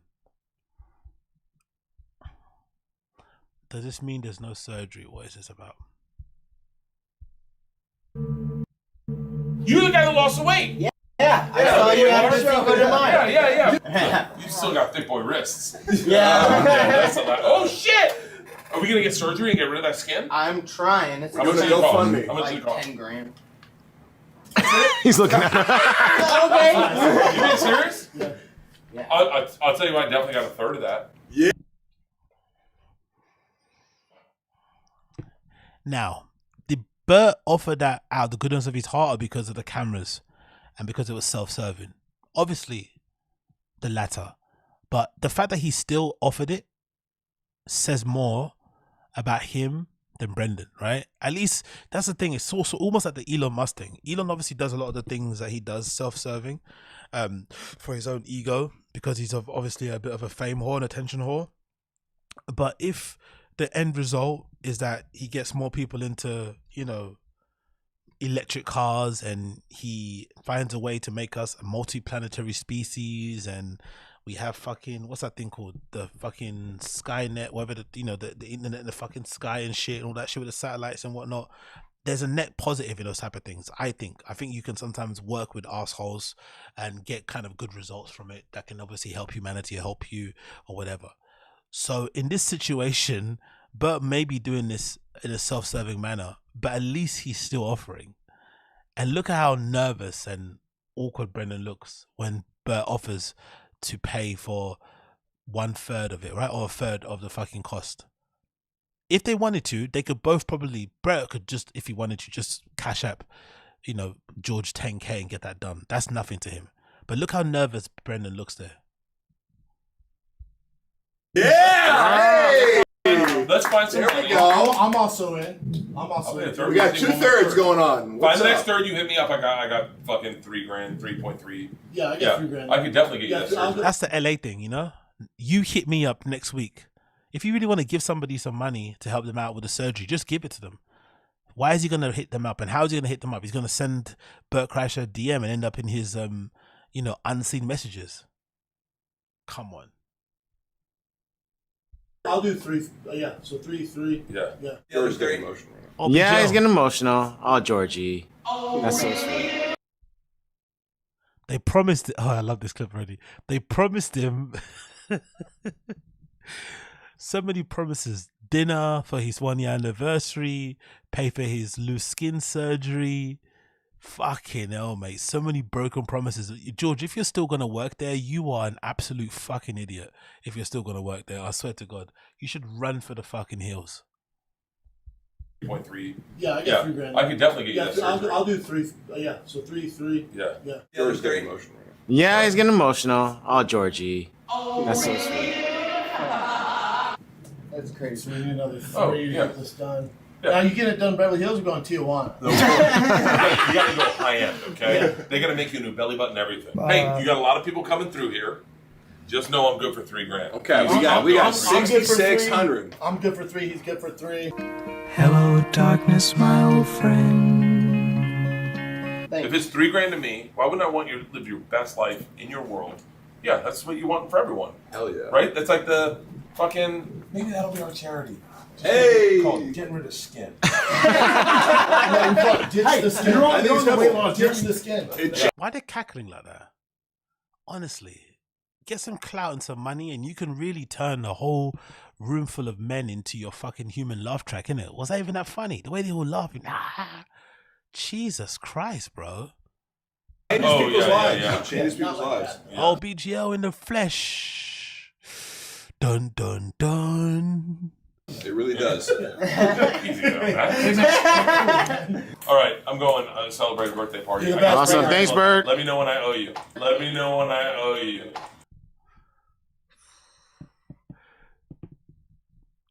Always want to appear to be the good guy, do good guy, act like a good guy, but not actually do good guy things. Because you could just send him the money there and then. Hey, what's your PayPal? What's your Venmo? Let me just send it to you now and then Brendan can cover the rest. Didn't do it then. Let me know when I owe you. What?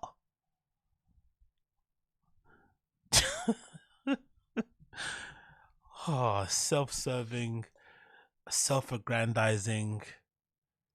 Oh, yeah. Horrible people, man. Horrible people. Let me know when I owe you. Yes, Let me know when you need the surgery, okay? Yes, sir. Love you, Bert. Let me know when he needs it right now. Brother, good. Congratulations on the weight loss. Thank you. Super Thank you. inspiring. What a sweetheart. I'm in for 1,000. Love you, bro. Love you too. I'd like to give a special thank you to Brendan. So even Chin promised to give him $1,000.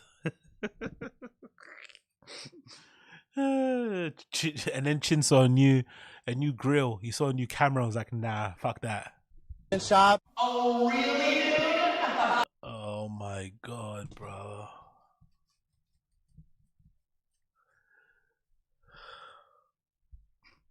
One more.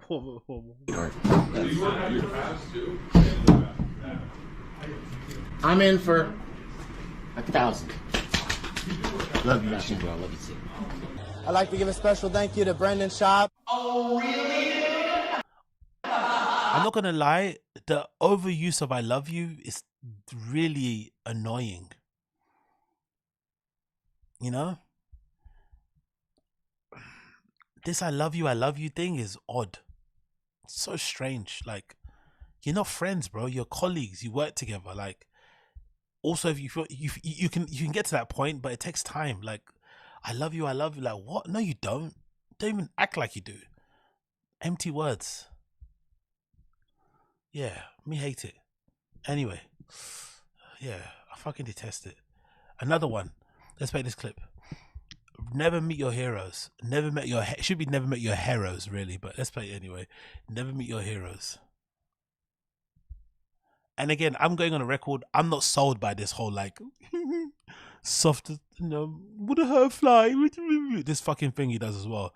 I think he also does it to kind of like, he plays into it so people can think he's sweet and innocent. He kind of reminds me of like, like where there's some homeless people that wait outside shopping centers and stuff, and they'll put that face on like, I'm just down on my luck, all I need is just the £5, and maybe I could just print out some CVs and get myself back together. It's like, fuck off, mate. I know what you want the money for. Just be honest. You know what I mean? Don't pretend like, I don't know how I got here. It could happen to any of us. Like, he's got that kind of face. He's got that kind of face. I don't know. Maybe I'm reading too much into it, but this guy's full.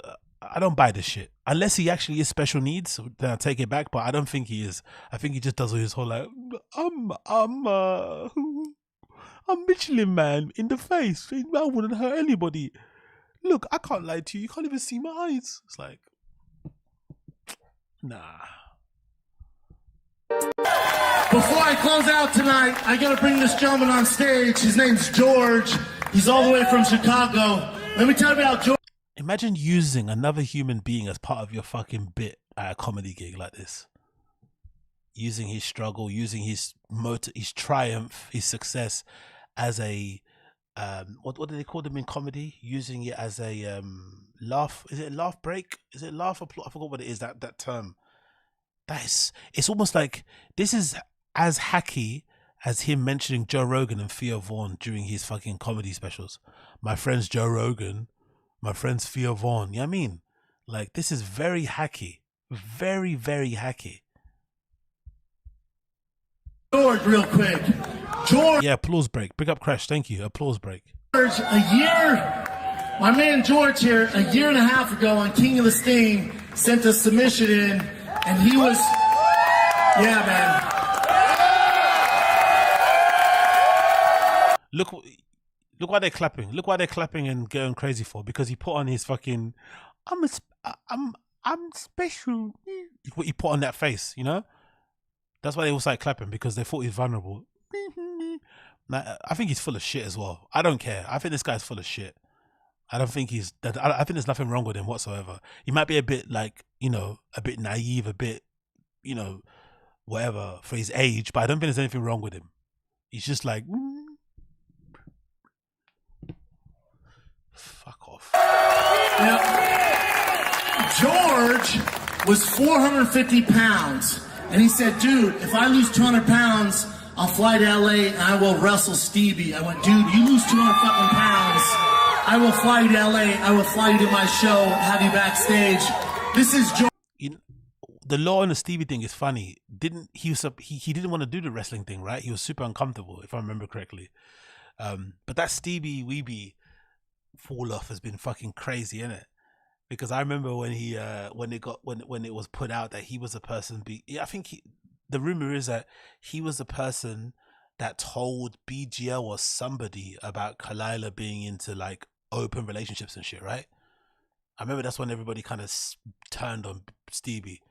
He essentially exposed all of Bobby Lee's stuff.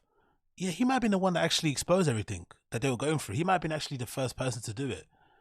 And that's what got back to Brendan and got Brendan horny. And that's why he then reached out to Kalila during that Christmas time to try and hook up, which then led to the whole, avalanche of issues with fucking Annie Liederman and shit. Stevie's honestly the worst brother in the world, bro. Imagine your brother doing that to you, like. Oh, fucking Stevie. Oops. Let's continue. George. Well, you guys, Stevie's a snitch. Yeah, exactly. He exposed it to TFATK, even though they blew him for a podcast. Whoa. Yeah. Okay. Yeah. There we go. Oh, so Stevie told the TFATK guy, the YouTube channel guy. Fuck, if Bobby Lee wasn't such a pussy, that's the kind of thing you'd run over your brother for. Do you know what I mean? Like, that's horrible. Are they still cool now, though? I don't know if they are. Do they do? I don't see them. Are they still cool now, Bobby and Stevie? Or is it drive a wedge in between their relationship ever since? George a badass. Be a good one. George. I'm Brian. How are you? Hi. I lost a bunch of weight and got hired, so now I'm here. Your journey is going to be a huge example for people. Yeah, there's something very. I don't know if I might be off on this one, but there's something a bit calculated about this dude. Knowing he would like get in their good books by losing the weight and, wanting to do anything just to work with them and shit. I don't know, man. I'm kind of not feeling bad for him. I think everybody manipulated everybody in the story. They manipulated him and got the best out of it because it made them look like they were good guys by hiring somebody that looks like he might be a bit mentally whatever.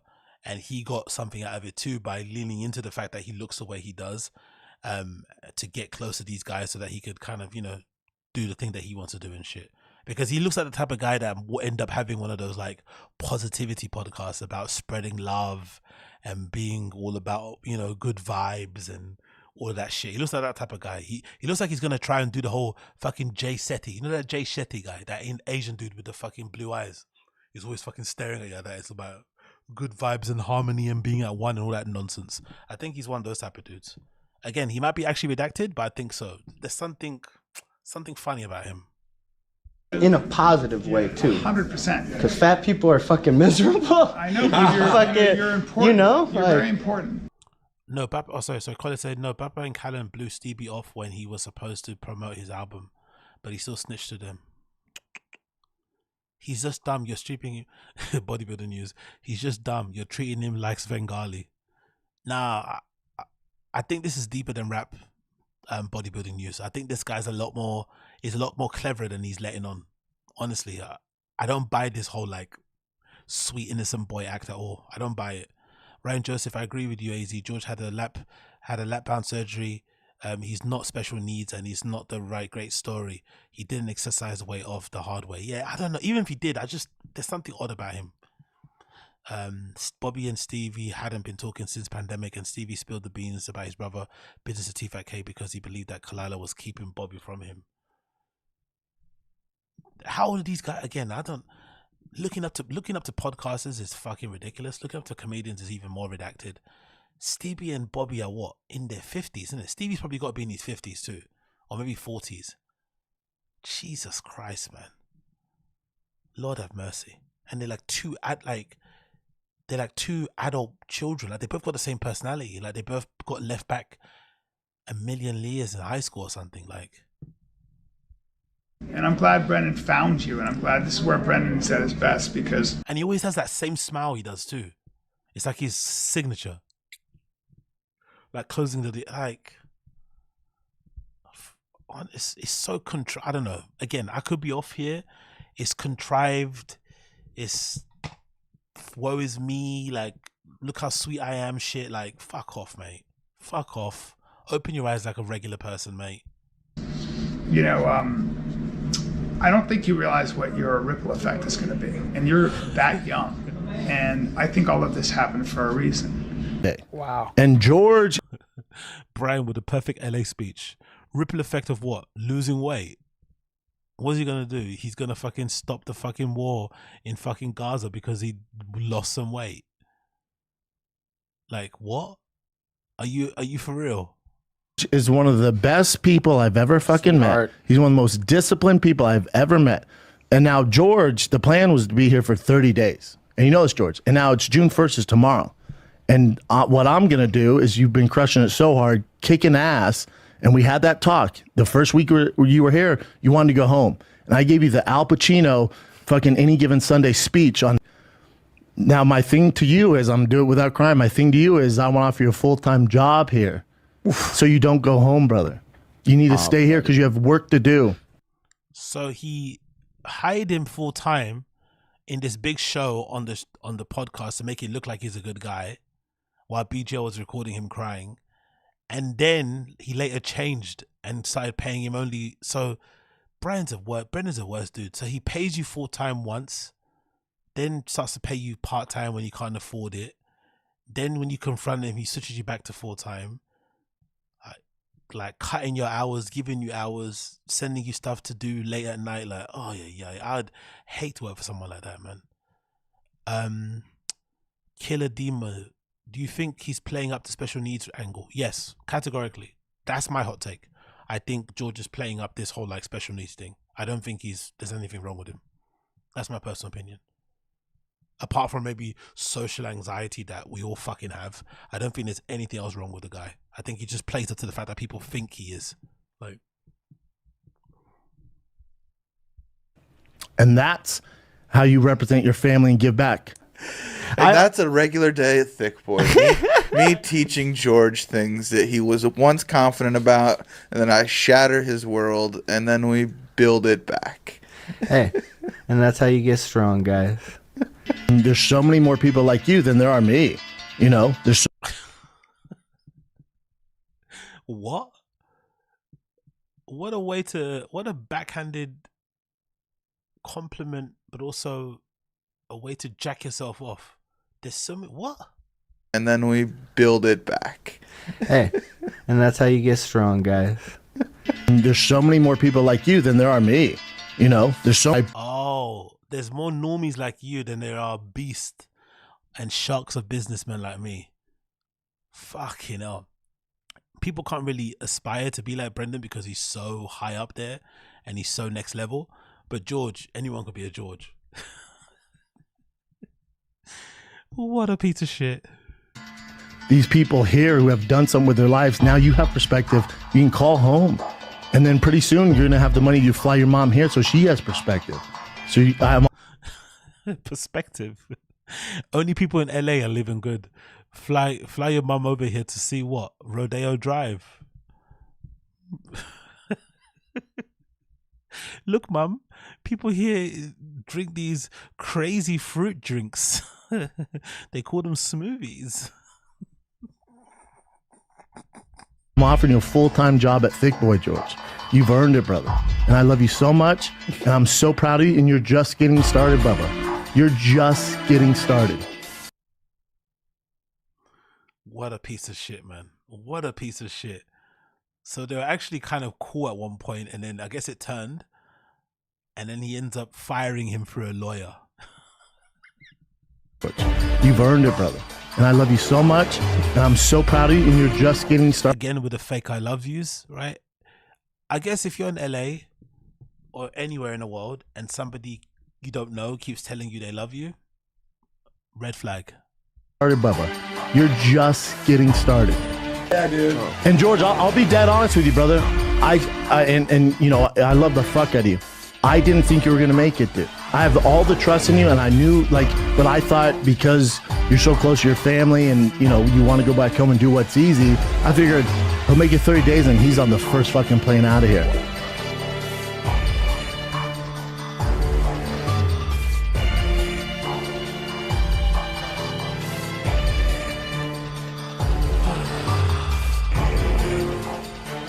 What a sad situation. But again, I'm not surprised. Are you surprised? Nope, you're not, because you're a grown-up and you could tell from a mile away that, you know, getting in business with Bappa and Co would be a fucking bad idea. But for some reason, some people can't, or they love the game so much, who knows. Either way, absolutely crazy.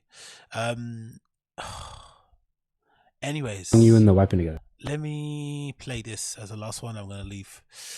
Here's a quick summary of the stuff that it was or is balls deep into. This is a good one. I'm not sure if you've seen this one. This is a really good summary of all the stuff that Bappa was into and dropped. Oh man, this would be cute if you're like, again, in your 20s discovering yourself and shit. But when you're like, again, a grown up like him with a family and shit, and you're going through these phases, it's so fucking hilarious to see it play out in real time, especially because he drops stuff. It's not even, it's one thing having hobbies and gathering interest, but like he just drops things and he never mentions it again. It's just funny. Let's watch this. This squad as well, so a very good athlete. He actually has a huge knockout win over MMA legend Mirko Krokop in the UFC, 11-4 record. He's also part of a very popular podcast that you Look at Rogan. He's so small in it. I want to see him in real life so badly. Look how tiny he is, man. He must be so alarmingly small. But he comes across so big on a pod, like such a big personality. But in real life, he must be absolutely like pocket-sized. Look at him.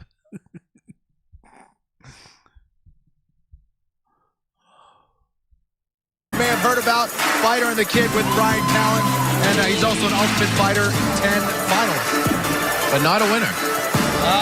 Wow! There you go. Ariel, you are brutal. No, I'm just saying, and maybe it was just a coincidence. Ariel hating from the day dot. Ariel was never a fan of Bappa from day zero, but he wasn't a winner. Ariel was always dubious about Brendan from the very fucking beginning. Did he pay you for that plug, for the podcast plug? Did he pay you for that? No, he did. It's a big plug. Yeah, dog. SCHAUB Records. You don't fuck with SCHAUB Records, y'all. Big. He had a record label called SCHAUB Records, allegedly. Or Thick Boy Records, I'm assuming.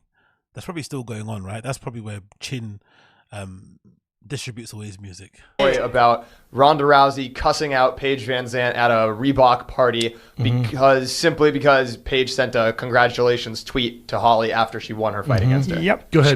She called her a fuck you, fair weather bitch. Yes. My issue, of course, with that is that it's not civil. It's poor sportsmanship, and I guess the bummer for me is that it's just not a very good example to a lot of young girls. Listen, Rhonda's about as friendly as a rattlesnake. Yeah. Okay? Yeah. That's what you get. I love collecting stuff. I've always collected stuff that appreciates. Imagine talking about your very public personality ex-girlfriend like that on a podcast. Obviously it didn't end well, so that's why he's saying that way, but Jesus Christos, mate. Was buying and selling on eBay forever.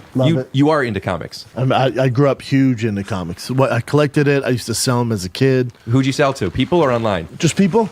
Online, I'm 37, right. so... I grew up huge into comics. Why don't you just say, yeah, I used to read comics too. I don't know, going to a library, just random ones I'd find around here. Like, why do you have to always exaggerate and go like, now he was the entrepreneur guy selling comics? Jesus Christ. Comics arc was really funny. The online wasn't a thing, so I opened up a little comic shop in my mom's closet, had all my comics there. You had friends come over? Random people would walk in our house, and my mom made me shut it down. How is the closet, or anything on display, or do you have them organized? Oh, no, everything was on display and organized. On Shreks? Well, I had it like in those vanilla, those things they look like. Yes. I had them all accordion in there. envelopes. Yeah, I had all the accordion envelopes, the vanilla folders, and I had all the characters. Is it called vanilla folders? I don't even Google it, but that doesn't sound right. A vanilla folder. Lined up, and I had posters on the wall. How big is this closet? I mean, I was young, man, 8 or 9, so. I thought it was huge, but enough for like grown men and kids to come in. My mom's like, we can't have fucking strangers in the house. How did people know that this was happening? Because I stood outside and had signs. Selling comic books in my mom's closet? Yep. And how did you sell it? Why don't you just sell them on the street? If you're already outside with signs, why don't you just sell them there?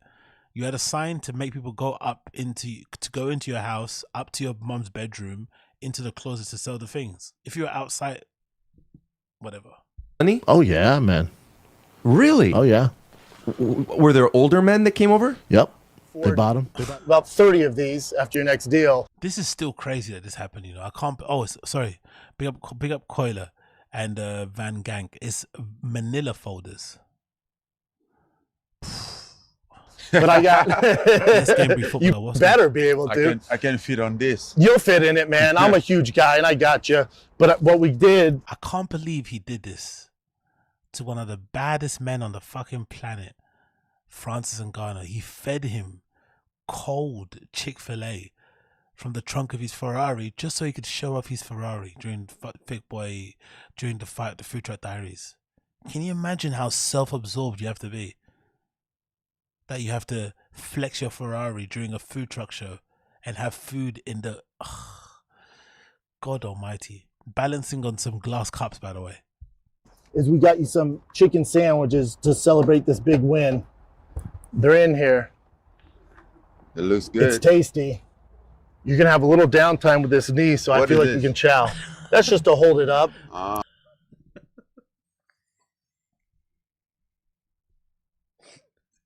What is this? Hollywood stuff. But let me feed you the food.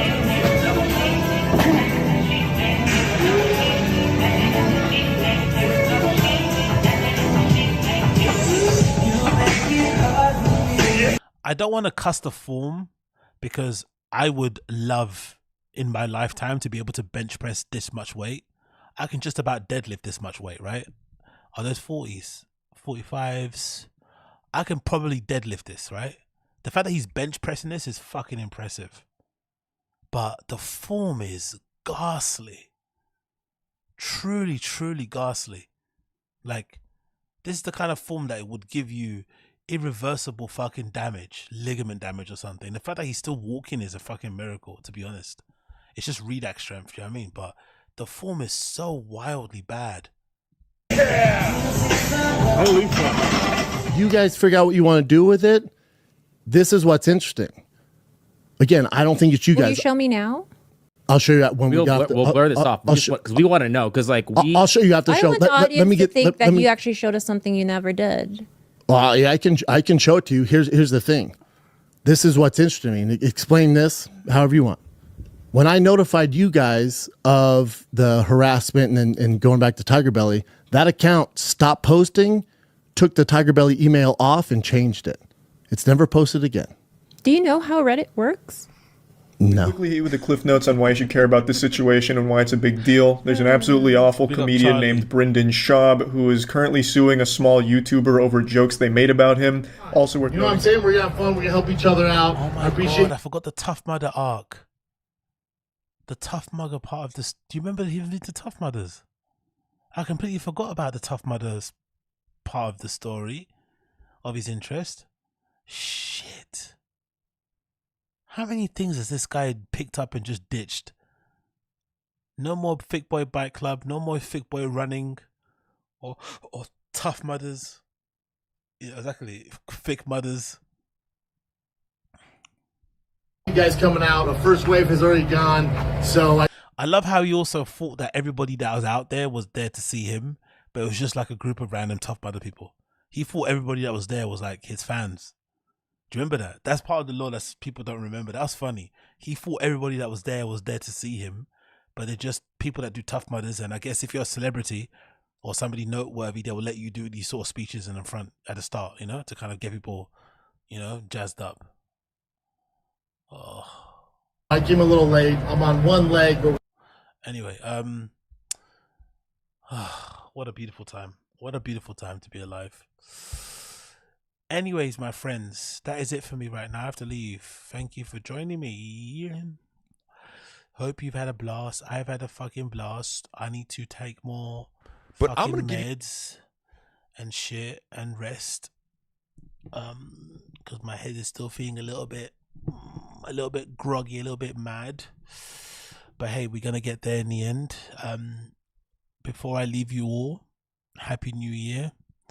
Hope you all have a great one. Hope you all have some goals in mind that you want to maybe achieve, things that you want to do, places you want to go, people you want to meet, stuff you want to do, things you want to eat, things you want to drink, see, ingest, insert.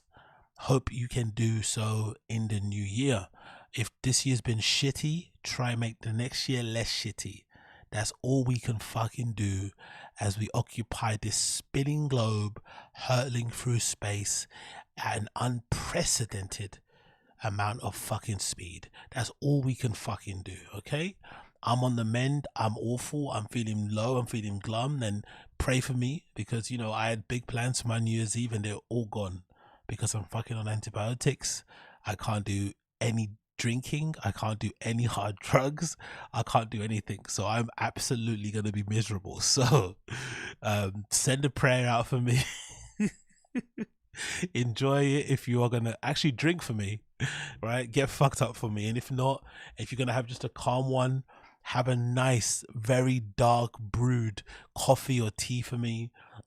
Sip it nice and slow and think about me, okay? Think about me, because I'm not going to be having one of those days because I'm going to be on fucking all the addies, all the fucking addies. I'm going to be on all the addies. So what can you do? What can you do?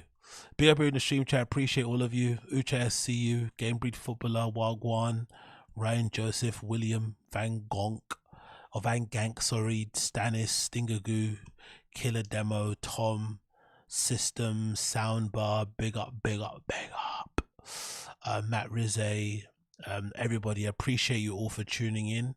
I'll see you once again. Sorry for the delay again, for the radio silence. As I said, I've been really ill. And I'll try to get back on it more regularly, obviously, heading into the new year. But for now, God bless you all. Have a good one. Night, morning, afternoon, wherever you may see this. I'll see you guys very soon again. But for now, peace, my friends. Peace.